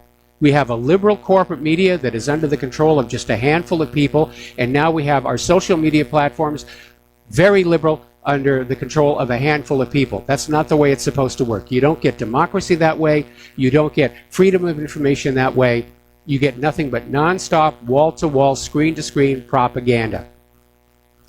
Twitter is now rejecting ads with the phrase illegal alien, saying that the term is hateful content. Apparently, they're also blocking tweets that have the phrase illegal alien. Now, here's where it gets interesting. Alex Jones was banned by Twitter for mean words, and yet Antifa groups are still all over Twitter. They're not being banned, they're not being silenced, and these are groups that are out there calling for violence against conservatives and the assassination of President Donald Trump. But that's considered acceptable content by Twitter. Now, this comes under the heading of hoisting with your own petard. There's a liberal news site, Think Progress, that was fully on board with this idea of social media censorship. They thought it was a really, really good idea until it hit them. Because apparently they wrote an article about Supreme Court nominee Brett Kavanaugh. It was declared as false by Facebook. And the Think Progress article made the claim that Brett Kavanaugh said he would kill Roe v. Wade last week, and almost nobody noticed. Well, in point of fact, Kavanaugh didn't actually say that. So they got caught up in their own petard, as it were. Okay, we have a caller on the line. Layla from Ontario. Aloha, Layla. Long time no hear from. What's on your mind today? Yeah, aloha, Mike. Actually, there are a couple of things, if I may discuss two subjects. One is the use of liberals in describing what are actually anarchists.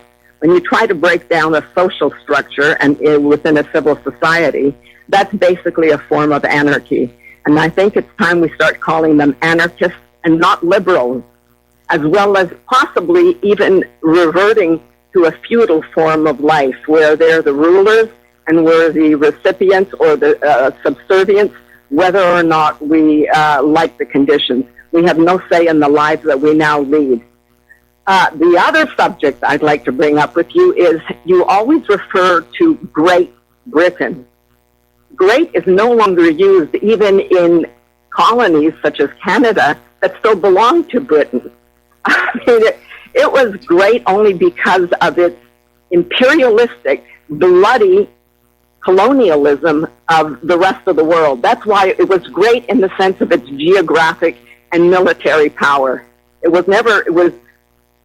advanced certain ideals that were moral and altruistic. But it really bothers me when I hear England referred to as great, because even what they did to the native British, which they ended up hiding in Wales, was itself objectionable. The Welsh are apparently the original inhabitants of Britain, and then the Saxons and the Angles came over, and then the Norsemen. So every time I hear Great Britain, I cringe. Well, I've been called on that by other people, and I've even gotten emails saying you should call it the United Kingdom, because obviously Ireland and Scotland are also caught up in all of this Brexit tension here. Yes. As far as in terms of, and forgive me for just interjecting this, the concept of it being a United Kingdom, the only way they became united was, I don't know if people realize that many of the Irish were sent off to be slaves in the Caribbean and to force them to interbreed with the black African slaves. They were, if you just check, I don't know if it's still on the internet, if you can still find it. As for Scotland, remember the Scotland clearances. They emptied Scotland of the true Scots. The few that remained ended up being basically collaborators with the English, those who now became a somewhat homogeneous identity of English people. So even the United Kingdom is only united because they impose their own people by population transfer. They also used to kidnap children and send them off to Australia. Not only was Australia a penal colony, but they actually kidnapped kids from mothers. I mean, this was a story that I remember reading about probably about 10, 15 years ago. It obviously did not get a lot of widespread coverage, but mothers were still lamenting the fact that their children had been taken from them. And again, I know I'm straying once again, but it's basically the same topic. Just like the Jews of Yemen, their children were kidnapped and given to Ashkenazim to raise so that they could have a more homogeneous Israeli population. So population transfer, the kidnapping of people, children from their actual families and changing their identities when they were too young to realize it. I mean, there was a time when you could find this on the internet. I doubt that anybody doing a search would find it today. However, on Netflix, I was astounded. Yesterday, I watched a wonderful documentary on Afghanistan. Even if you only watch part one, it's really worthwhile watching. You know, the shadow of tournaments is what Russia called it, and the British called it the Great Game. Yes. It was the subject of Rudyard Kipling. It's a wonderful documentary. And one other final thought. If anybody wants to promote the concept of a civil war, please watch The Road to Calvary. I read that book. I read only the first part of the trilogy many, many, many years ago and had forgotten. But the movie on Netflix does a wonderful presentation of what happens when society is turned upside down. I'll just leave it at that. Thank you for allowing me to put out a number of ideas, but this is just food for thought for people. Okay, And well, hopefully I'll try and avoid the appellation great when I talk about Britain, or maybe I'll just call it England from now on and not offend anybody that way. Britain. Yes, Yeah. yes, ma'am. I mean, Okay, it's Britain. Now, final thought. We're almost to a commercial break here. The problem with calling the liberals anarchists is anarchists are people who think there shouldn't be any government at all. The liberals want a government that they are in charge of to impose on the rest of us. And so I reject the idea that I should call them anything other than liberals, although I sometimes refer to them as the snowflakes. They've got some really wacky ideas, but they've gone so far left, I think they've discredited themselves, and we're starting to see a pushback on that issue. Yeah, maybe anarchists, for some of them, is appropriate. However, what they want is a ruling elite, and a very small ruling elite. Maybe there's a better name for them. That's why they're not anarchists. Yeah, but, well, those that are seeking to overturn the society we now have in order to bring us backward into a time where there was a ruling elite and then a totally subjugated mass underneath them, there has to be an intermediary process. And the intermediary process is a form of anarchism. It's not as bad as it is under true anarchy, but in any country, through any historical period where you're making a transition from one type of social system to another one, a ruling system, you always have a period of chaos. And during that period if the end objective is a new ruling class, then they are not, by default, anarchists. Anyway, I got to let you go. We got to take a break for commercials, and we'll be right back. And aloha, America. Welcome back to our show here. And an alert listener just sent me a link to an article on the Irish slave trade, which I've posted to whatreallyhappened.com. And apparently, the European Court of Human Rights today ruled that Great Britain's mass interception programs, surveillance on the British subjects, breached the Article 8 right to privacy enshrined in the European Convention on Human Rights. So GCHQ and the NSA have issued statements saying that they absolutely promise that they will pretend they've stopped doing this. All right, we're going to go back to the phones here. Frank in London, aloha. Welcome to the show. What's on your mind? Yeah, hi, Mike. I just wondering, what the hell has happened to left-wing politics now? growing up in Britain in the 70s, we had people like, you might have heard of Tony Benn and people like that. Yes. Who were on the left, and they never had these type of extreme, really idiotic ideologies. And I think this guy will be turning his grave if he sees what happened to this type of politics, where there is no intellectual discussion as far as I'm concerned. There's just shouting. Who has the loudest voice, shouting and harassment. And I see it because I work for local government, and you know, a lot of I must admit, a lot of white people want to be cool, so they wouldn't say. They try not to say anything that may be deemed offensive, because you got people who in the council, goodness alone knows what they do, but they listen to basically to hear, if you listen out to find out, or listen to you to just to pick on something you might say politically that might be politically incorrect.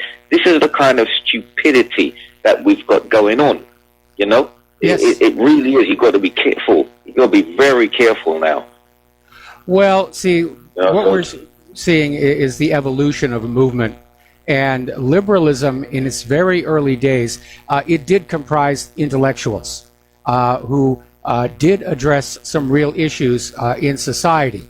But they've run out of issues to work on that attract mainstream Americans.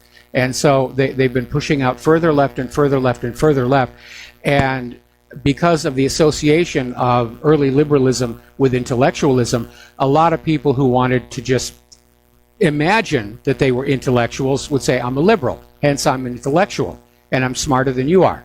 But in a lot of cases, they aren't really. It's like this whole thing with the gender nonsense. You know, imagining that you're more intelligent doesn't make you more intelligent.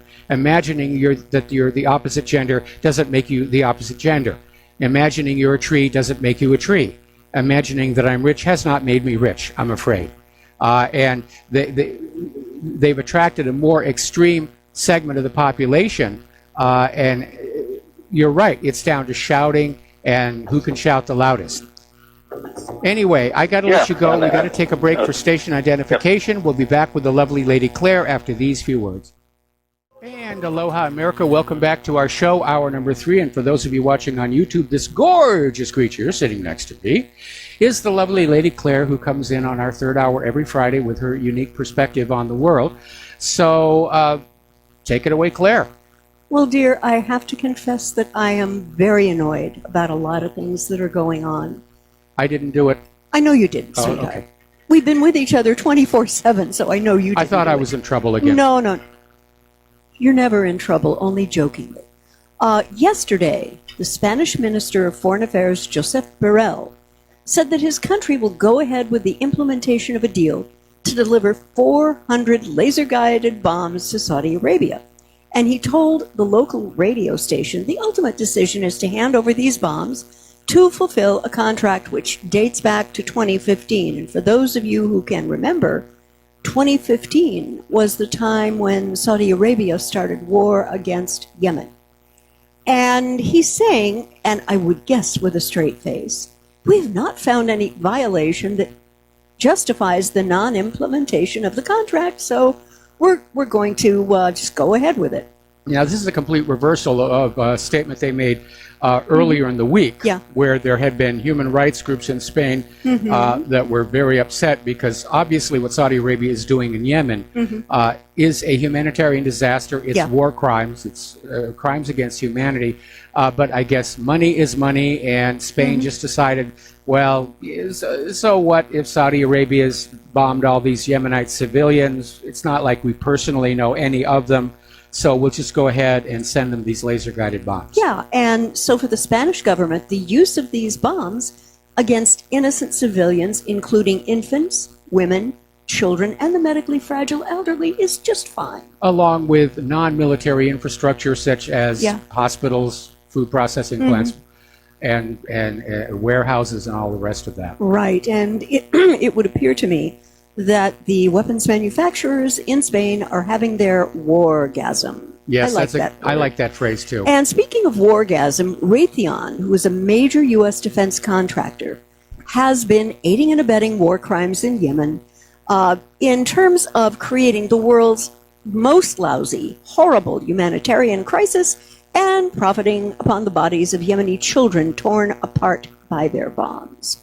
And the public doesn't really know, Mike, a lot about this, but billions of dollars have been made by American arms manufacturers as the U.S. was backing the Saudis in Yemen. And the Saudis are able deliberately to produce massive casualties using Raytheon's weapon for the purpose of starving Yemen and depriving them of medicine. And apparently, there is a statistic going out, Mike, that one Yemeni child dies every 10 minutes. And without Raytheon's success and help, the Saudis wouldn't be anywhere near as successful as they are in this commission of these war crimes. And as civilian death tolls rise, so do Raytheon stocks. Oh, yes, there's money to be made in war. Yeah. And apparently, in the 3 years the war has been active, Raytheon stocks rose by 94%, from $108.44 per share in 2015 to $210.70 per share in 2018. And I am quite certain that given the magnificent largesse weapons manufacturers give to political campaigns on both sides of the aisle, that the executive management at Raytheon is uncorking the champagne over the bodies of dead Yemeni children. I'm sure they are, and so are the politicians they donate to. And that's going to be completely across the military-industrial complex. Yeah. This is a golden time for them. An entire world going to war. Yeah. And, a lot of people are talking about what happened to all this money that apparently disappeared from the Pentagon, and it may simply be military spending that the government doesn't want the American people aware of. Yeah. That we're going to be more accepting of, we misplaced $20 trillion, rather than that the cost of all these wars on all these countries all over the globe have really cost so much money, which future generations of Americans are expected to pay back. Yeah, definitely. And also, speaking of Yemen, there has been a dramatic deterioration after talks collapsed. And the port city of Hodeidah is now getting bombed unrelentingly. And the fighting has resumed in that port city, where hundreds of thousands of Yemeni lives hang in the balance. And families are terrified by the bombardment, shelling, and airstrikes. And this was stated by Lisa Grande in a statement. And apparently on Thursday, the Saudi-led military coalition seized the main road into the strategic port city of Hodeidah, which means that the Houthis' control of the humanitarian aid is going to be gone very soon. It's all over. Yeah, I'm hoping the United Nations is going to insist on getting the humanitarian aid in there, but obviously the Saudis' agenda here is to literally starve the country into submission. And again, going back to what's been going on in Yemen for a while, some years back, there was a U.S. intervention where the legitimate government of Yemen was overthrown and they installed a puppet ruler. And the people of Yemen didn't like the puppet ruler, and they basically kicked him out. Threw him out. And so the United States, knowing that the American people would be very resistant to the U.S. having to go into Yemen yet again, basically they're using Saudi Arabia as a proxy war. And the corporate media is always trying to portray this, that Saudi Arabia is at war with Yemen.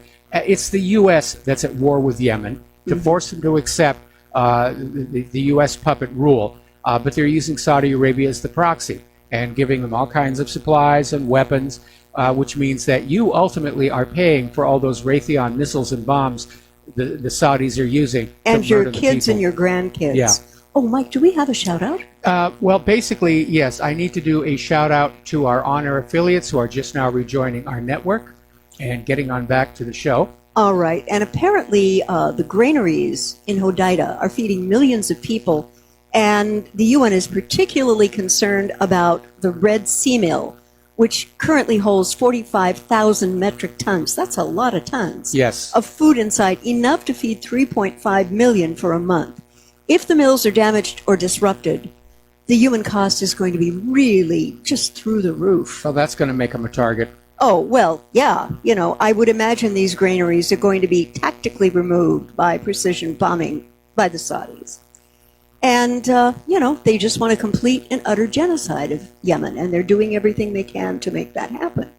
Well, I don't know that they really want a genocide, although historically there has been no love lost between the Saudis and the Yemenis. Well, that goes back to religious but differences. After Yemen is brought under, you know, foreign puppet rule, there have to be survivors left, you know, to do the work, to do the rebuilding, to do the growing, and whatever is going to be happening in terms of economic activity. And again, speaking of Yemen, and I didn't know this fact, one of the largest storage of U.S. bombs used to murder Yemeni are held in Italy. And this last August, one ship docked at the port of Livorno, and on 2 September, another one did. On 9 October, that will be followed by the Liberty Pride. These ships will then return to Livorno successfully on 10 November, 15 December, and 12 January. And the answer for why this is happening is very clear. They're what are called ro-ro ships, roll-on, row-off vehicle transporters, about 200 meters long with 12 decks, and one each capable of housing 6,500 cars. They're not bringing cars, however, they're bringing tanks. They are part of a U.S. fleet of 63 ships belonging to private companies who, on the part of the Pentagon, are constantly transporting weapons in a global circuit between ports in the U.S., the Mediterranean, the Middle East, and Asia. And the Mediterranean stop is Livorno because its port is connected to the U.S. base at Camp Darby. And during a recent visit to the Florence Daily, La Nazione, Colonel Eric Brady, commander of the U.S. Army garrison in Italy, emphasized the importance, the strategic importance of this place. And again, it looks like the Italian politicians, to allow this to be happening, have collectively had their consciences removed and destroyed. Well, you know, all of these U.S. military bases, you know, usually involve either treaties or contracts where they're basically isolated from the local country. And Italy may feel there's not much that they can do about it. And I don't think Italy wants to go up against the United States, because the last time they did that, it didn't work out all that well. No, it certainly didn't. Domestically here at home, this was an article I found in Blacklisted News. Police officers at a tactical disadvantage bravely tased an 87-year-old woman into submission. Oh, good. Now, Mike, no police department on the planet should ever have to explain why they tased a woman that old. It's that there is seldom any reason to deploy force against a 5'2", 87-year-old. But that's what Chatsworth Police Chief Josh Etheridge had to do after one of his officers tased the woman during a confrontation behind the local Boys and Girls Club. Now, he used the stun gun, saying she refused to comply with numerous commands to put down a kitchen knife she was using to cut dandelions. So, to all of our readers and listeners, in 21st century America, any adult child of an elderly parent who speaks no English cannot have them going out without a sign that they speak no English, their language is fill in the blank, and identify the mother tongue.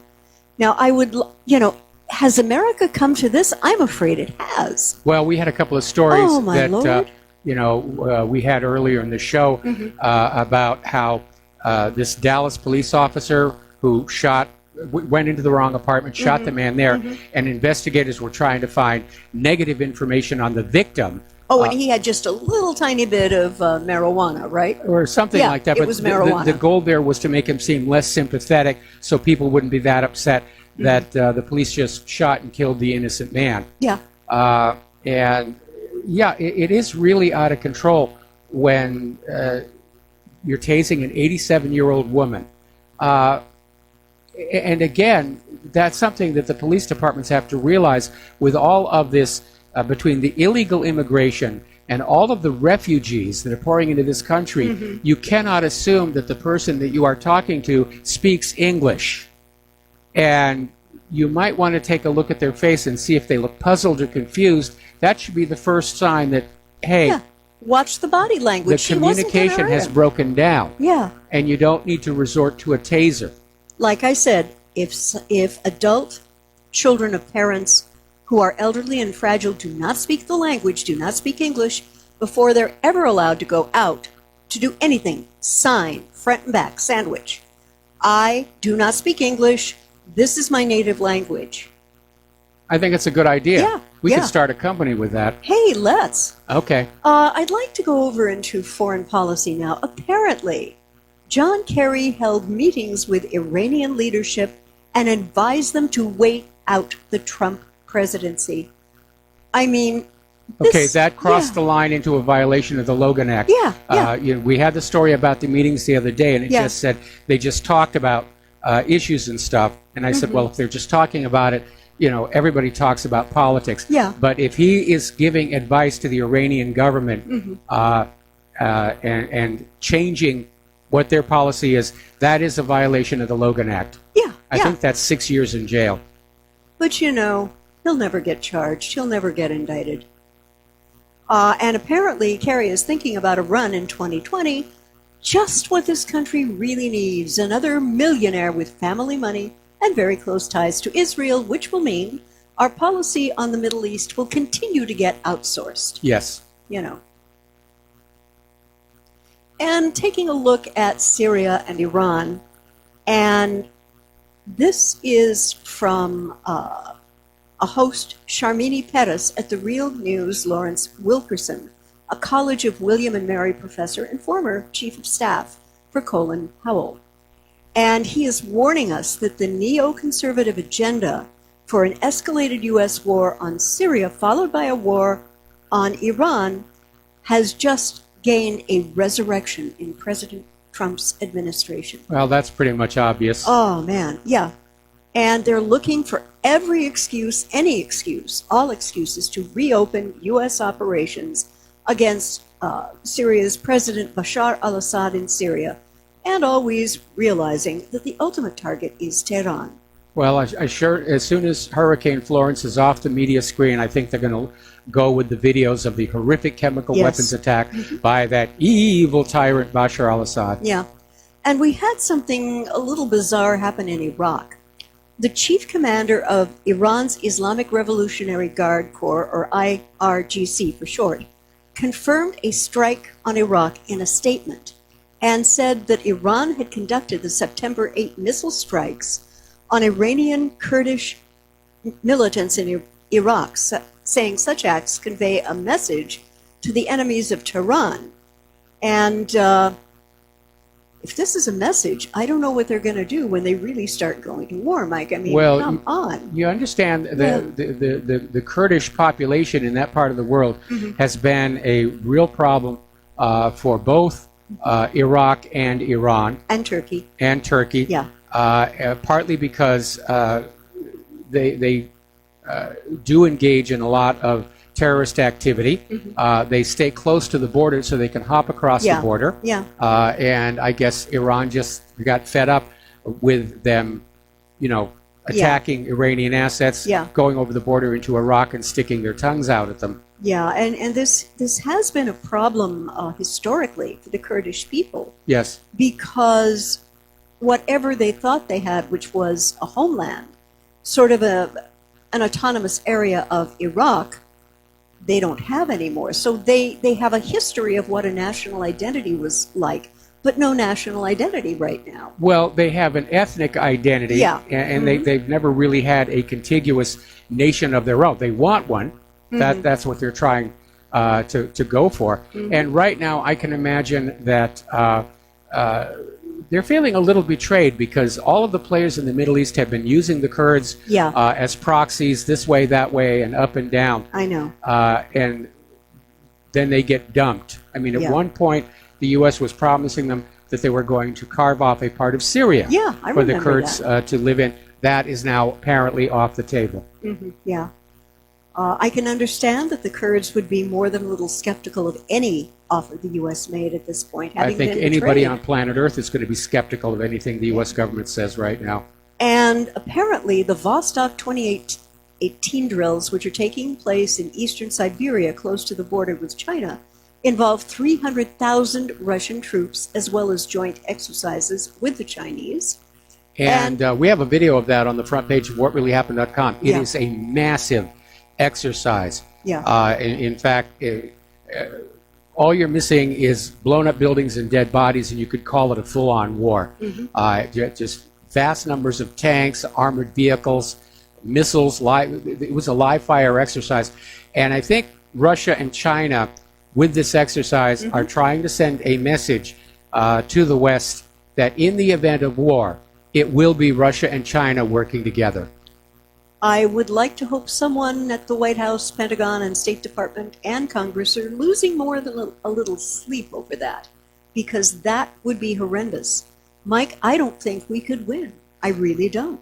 Well, my concern, of course, is that if we, the U.S. is really good at beating up on small, weak, helpless countries. If we get into a mix-up with Russia and China, it's almost not going to matter who wins or loses.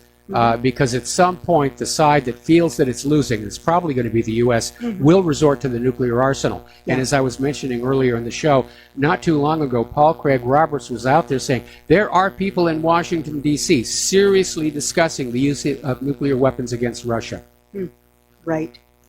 And another development with China. Apparently, Japan's Prime Minister Shinzo Abe and Xi Jinping have pledged Japan and China will deepen cooperation. And that statement was made on the sidelines of the Eastern Economic Forum. And plans are being advanced for there to be a deeper understanding, deeper cultural, deeper financial involvement, which will take Japan a little bit more out of the American sphere of influence. That's definitely what's going to be going on there. And don't forget, at that same conference is where Putin got up and said the U.S. dollar has become too risky because of our out-of-control debt. Yeah, definitely. Are we taking a break? Okay. Yes, we are.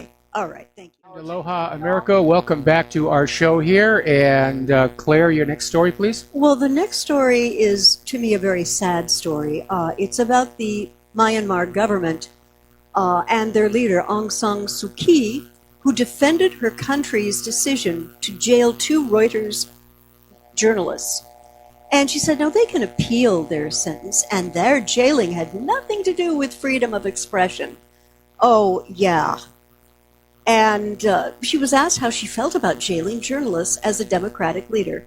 That's a funny one. Suu Kyi said they were not jailed because they were journalists. They were jailed because the court had decided that they broke the Official Secret Act. Okay, now we have to be very careful here, okay, because we all value freedom of speech, but every nation does have laws saying there are certain things reporters should not touch. Okay, if a reporter in this country solicits the leaking of classified information, they can be charged and imprisoned under Title 18. Over in Great Britain, they've got what they call the D-notice situation. So it is entirely possible that these Reuters journalists did run afoul of the Official Secrets Act. Yeah. Okay. Apparently, though, what I have read indicates that the interpretation of these laws is all over the place. And they just wanted to make an example of these guys. Yes. The Reuters reporters. And I have to think about this lady who has been so much a prize and a darling of the liberal community.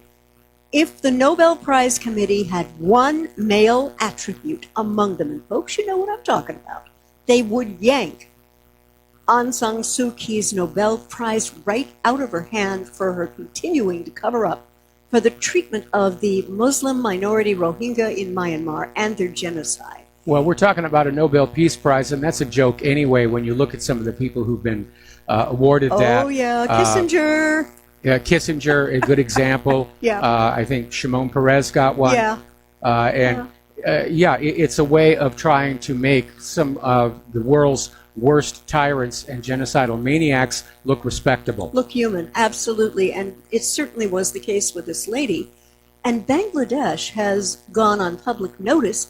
They cannot manage to handle the flood of Myanmarese immigrants who fled the country and demands that they be repatriated. If they get repatriated, they most likely will get killed. They will probably get killed. You know, It's a mess. Yeah, it is. It's a mess.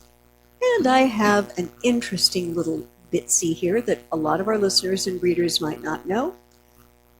American diplomats, blood traffic, and pathogens. There is apparently a U.S. secret military program in Tbilisi, Georgia. And the U.S. Embassy to Tbilisi is transporting frozen human blood and pathogens as diplomatic cargo for a secret U.S. military program. Now, internal documents implicating the diplomats say that these pathogens are being used, and the lab is basically, it's a biological warfare lab. Yeah. And apparently the U.S. is sending these pathogens and other medical materials into Tbilisi under diplomatic cover. Yeah. There is what is called a diplomatic pouch, Yes. and it's sort of a rule that anything in there cannot be inspected by the host government. And they're used to smuggle a lot of contraband. Yep. In fact, the diplomatic pouch was used to smuggle Cuban tobacco seeds out of Cuba, which were then taken to Honduras to be planted so that Honduras could sell, quote unquote, Cuban cigars. Yeah. But apparently this facility is just one of 25 in 25 countries around the world, and they are funded by the DTRA, Defense Threat Reduction Agency, for a $2.1 billion with a B price tag. And the question I have is, why are they doing these experiments covertly in places like Tbilisi if there is no intent to weaponize and use them around the world? No, it has nothing to do with that. It's because scary. these labs are in violation of treaty limits on the development of biological weapons, and they clearly do not want the American people to know what's going on there. Yeah. We had a report on this very subject earlier in the show in which it is alleged that human beings are being used as test subjects in the lab in Tbilisi. When the U.S. has got something to hide, whether it's biological weapons development or torture centers, they spread them all over the globe. Joseph Mengele would be so proud of our government. They Pentagon absolutely right would. Now. So it is a very ugly situation. And again, what if somebody makes a mistake? Yeah. There are allegations that some of the recent epidemics that swept Africa leaked out of clandestine biological warfare laboratories. Yeah, color me unfazed by that. Okay, now we got to take another break here for Okay. commercials. We'll be right back after right. these few words. And aloha, America. Welcome back to our show here. And Claire, what is your next story? Well, we've got a development pertaining to Syria, which is that Turkey is amassing forces in Idlib ahead of the Damascus offensive. Turkey has sent convoys, we don't know how many, but a whole lot of troops to the province, despite its defense minister having said that a military operation would drag the enclave toward disaster. Apparently, Erdogan doesn't really care. It's reinforcing its presence in the Syria's province of Idlib, which is now the only remaining terrorist stronghold, according to a report by Haaretz. And the reinforcements come despite Turkish Defense Minister Hulusi Akar's recent warning against a military solution. Well, I would say that Akar is definitely on the same page with Trump and everybody else saying, don't you go in there, don't you dare go in there. And of course, we have to remember that Turkey does share an area of common border with Syria. And in the ensuing chaos, I think Erdogan wants to nibble off a few more bits of Syria to be annexed into Turkey. Well, definitely. I mean, he wants to hang on to that Afrin now. Yeah. And also, regarding Turkey, the U.S. Marines have conducted major drills with rebels, read ISIS, according to one of the rebel commanders operating along the Syrian-Jordan border. Apparently, hundreds of U.S. Marines and a large number of rebels have completed several days of live-fire military exercises along the border. And they appear to be a continuation of the live-fire exercises the Marines were carrying out last week at Ta'anaf. And it's supposed to warn the Russians and warn the Syrians, even though the Russians have stated very clearly that they are planning to act against Islamic factions in the area. And Pentagon officials are describing this as a show of force, saying that they want to demonstrate the ability of U.S. forces to respond to any threat to our troops in any areas of operation. Now, the U.S. is upping the ante here because they have warned that there is now a 50-kilometer radius around Tanaf, which is now allegedly off limits to other forces, even though they have not done a whole lot to prevent al-Qaeda from setting up there. And it doesn't look like al-Qaeda forces were directly involved in the exercise, but they are clearly going to be the beneficiaries of whatever the U.S. government decides to do. And Mike, unfortunately, just because something is the most ham-fistedly, pig-headedly thing the U.S. government could do is absolutely no guarantee that it will not do that.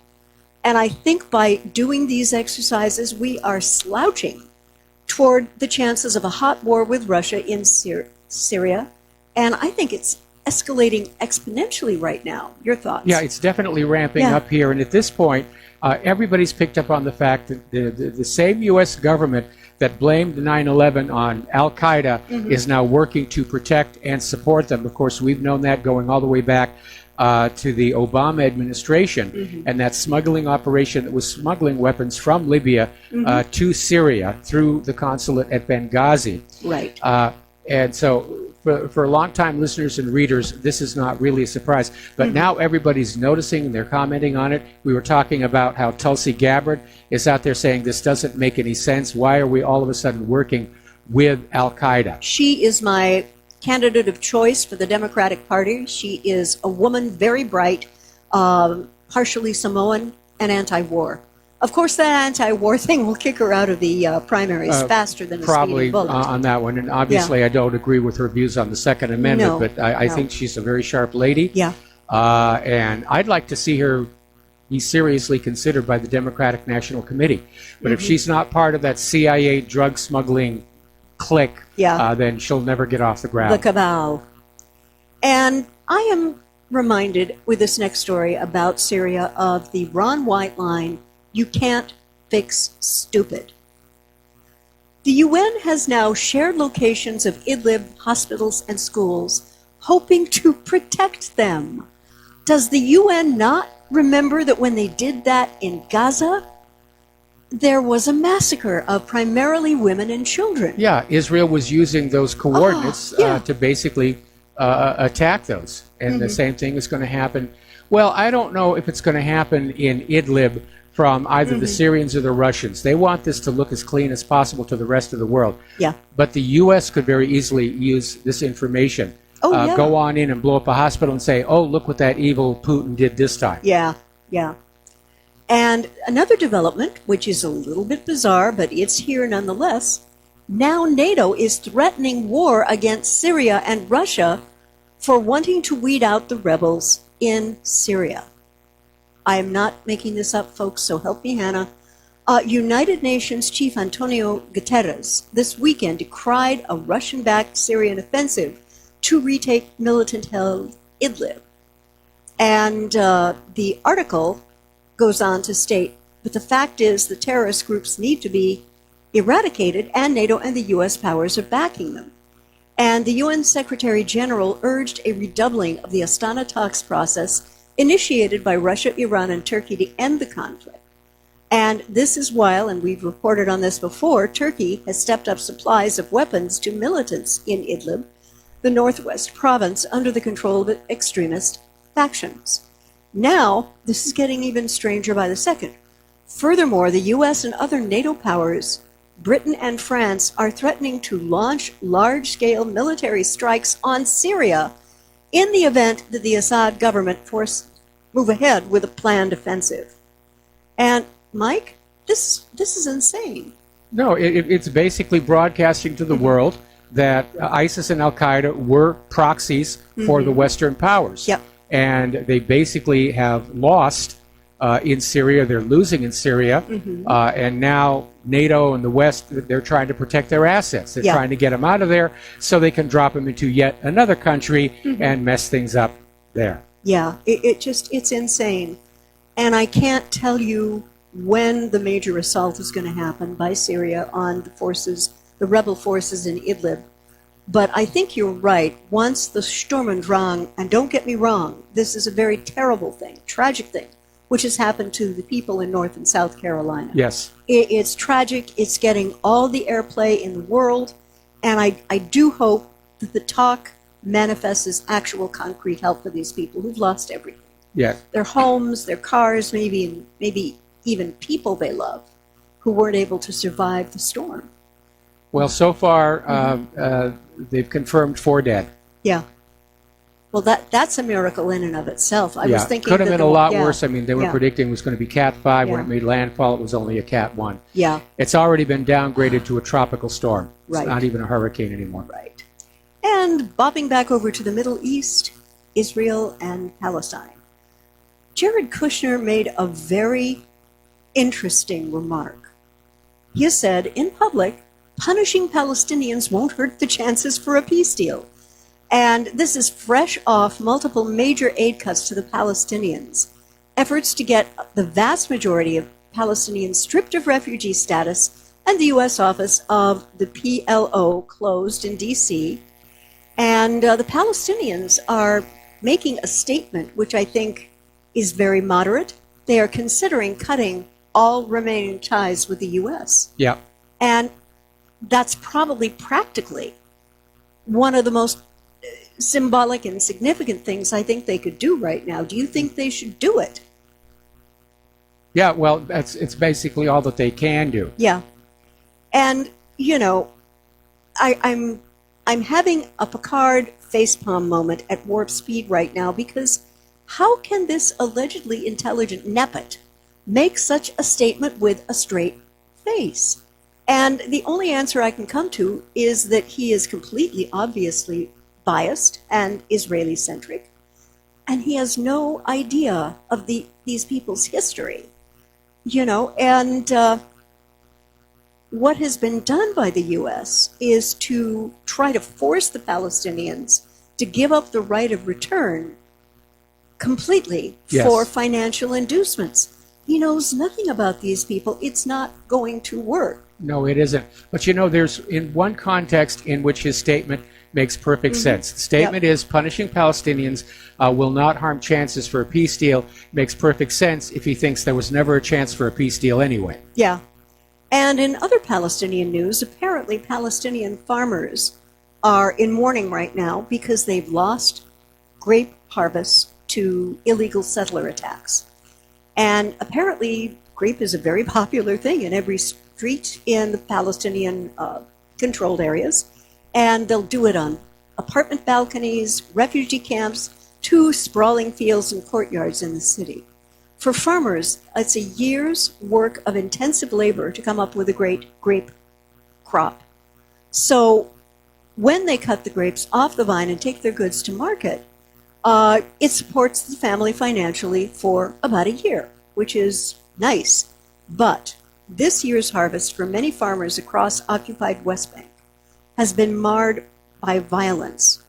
And there has been a documentation between the months of May and July from NGO Tu B'Tselem.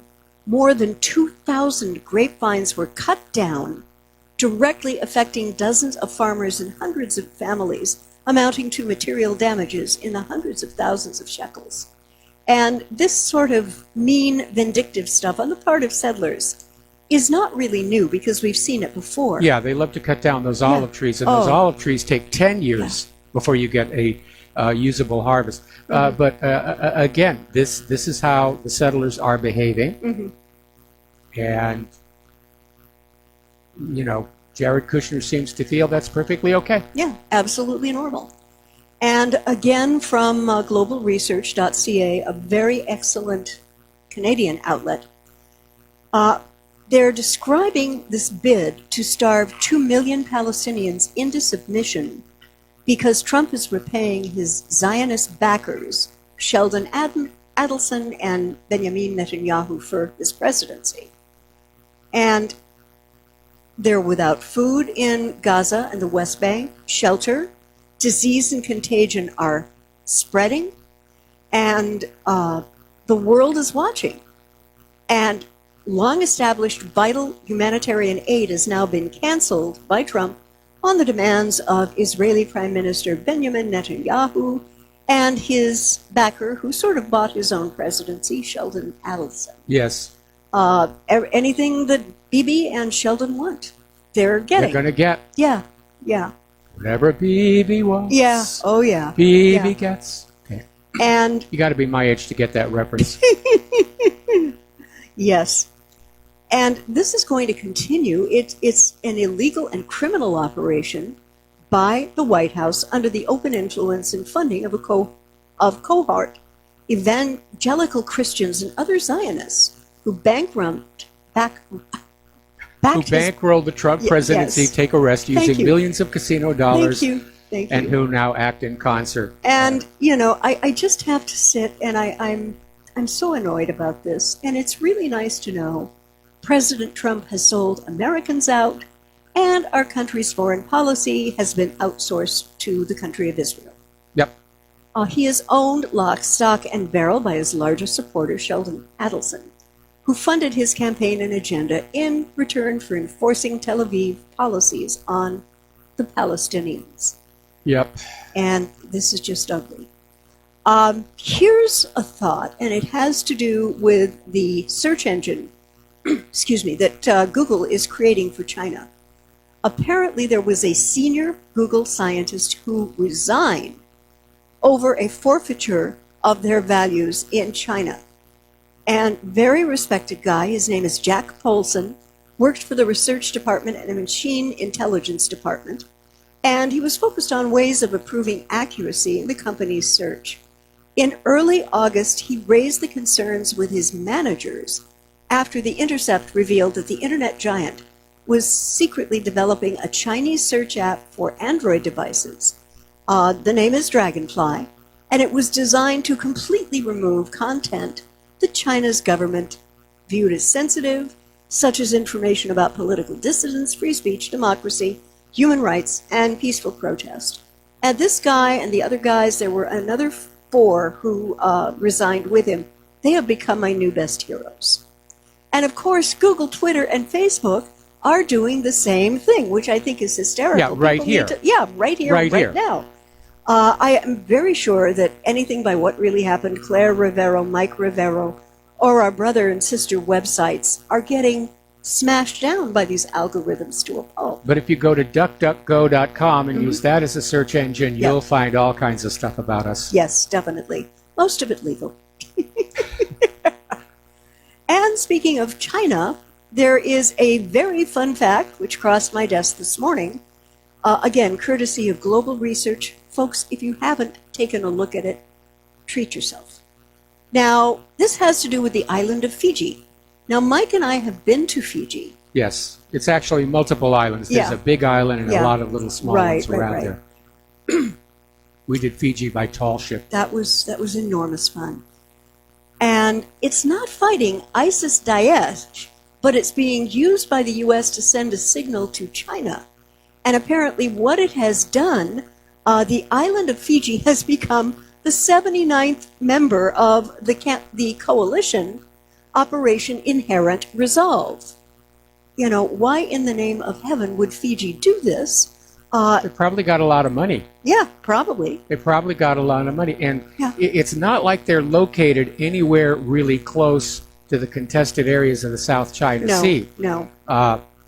It's just the U.S. trying to say, well, we're a coalition. We're the rest of the world. We must be right. The majority opinion prevails. Yeah. And one has to wonder, as things are heating up in the Middle East, if Fiji is actually going to volunteer its soldiers as cannon fodder or if it's just signing up for symbolism's sake. Well, I Mike? hope it's just for the symbolism's sake. I mean, you know, Fiji, they have their own issues. They had a major storm go through there not too long ago, and they're dealing with massive poverty and corruption. Yeah. And if you get the chance, it's a beautiful place to go. The people are tremendously friendly. They're very kind. A lot of them do speak some English. And just a beautiful place to see if you can. Getting back onto the Middle East, Bibi Netanyahu is doing his shtick yet again by accusing Europe of appeasing Iran instead of confronting its military activity. Now, this was made in a cabinet meeting, and the feed came out on his ongoing efforts to sway world leaders to join the U.S. in upping pressure on Israel's arch foe through sanctions. Okay, What? we got to take a break Okay. for commercials, All right. and we'll be back with the last segment of our program after these few words.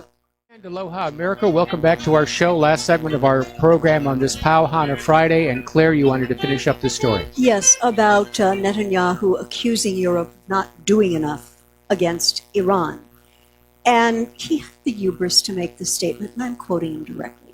The time has come for the world to unite in the fight against terrorist organizations. It is doing so to a certain extent against the Islamic State group, but not doing so against Iran. Forgive me, what has Iran done? Iran hasn't done anything other than keep to the terms of the P5+1 deal with the rest of Europe. Yeah. And that's what Bibi is really upset about, because when Trump pulled out of the nuclear deal, it was just sort of assumed that the deal would collapse. And it didn't. And it didn't. Nope. And there's been a tremendous amount of pressure applied to Europe to pull out of the deal and to join the U.S. in these crippling sanctions against Iran. And they're not going along with it. And the reason is because every time the nations of Europe go along with sanctions against Iran, sanctions against Russia, sanctions against this, sanctions against that, their economy gets bludgeoned. Yes. And they don't have the economic resilience to do that anymore. Right. So Netanyahu is out there screaming, Iran are terrorists, Iran are terrorists. Look, Bibi, if you really feel that way, here's your rifle, here's your parachute, here's your day-glow orange jumpsuit. Watch your head climbing into the transport, and we'll call Tehran and tell them you are on your way to whoop their butt all by yourself. But the rest of us, we are sick and tired of all this warmongering by Israel to be fought and paid for by the United States. Well, we've had enough of it. To me, I mean, this is good old, Bibi up to his old usual tricks, trying to get Europe and the U.S. to militarily confront Iran so that all the blood and money spent will be European and American rather than Israeli. Okay, and hang on a second. Thank you. There you are. Okay. And a little news from Afghanistan. I think some of you would Oh, find I love this one. Oh, your tax dollars at work. And this comes from the federal government's Department of, you cannot make this stuff up. The federal government spent $90 million, that's $90 million of your tax dollars, to find jobs for 55 Afghani women. That would make for $1.6 million of U.S. taxpayer money spent per job. And, they're talking about gender equality in the Middle East. Yeah, this was about female empowerment, and they spent all this money over there, to say women are equal and women can get jobs, and only 55 women decided they wanted to leave the house and go get jobs. Yeah. And the rest said, I got a good thing here at home. Yeah. And, it's more political correctness. It's a huge waste of money. Mm-hmm. Absolutely. And you're dealing with one of the most conservative Islamic patriarchal stands in the world. Attitudes shift slowly in environments and cultural environments like this. See, liberals don't understand that. They think if they repaint the walls that your point of view will shift immediately. No, doesn't Goes back happen to that whole Margaret Mead hoax. Yes. And this I thought was a good one. This is Hialeah. Taco Bell employee refuses to help client who doesn't speak Spanish. And this went viral and unleashed a wave of indignation on social media. And this gal was trying to place her order in English at a Taco Bell drive-through window, and the employee refused to take her order because she wasn't speaking Spanish. Well, there's your cultural enrichment, and with Oh. that, the music is playing, and it is Okay. time to bring this program to an end. Please stay tuned for John Stadmiller. I'm sure he has lots and lots of interesting things to share with you. Please take what you learn here and at the website, share it with everybody that you know. Please talk up this censorship by Google, Twitter, YouTube, Facebook. Please donate. We really need it this month. Yes. I can't stress how serious our situation is out here. Yeah. And we'll be back on Monday. Have a good, safe weekend. Aloha, America.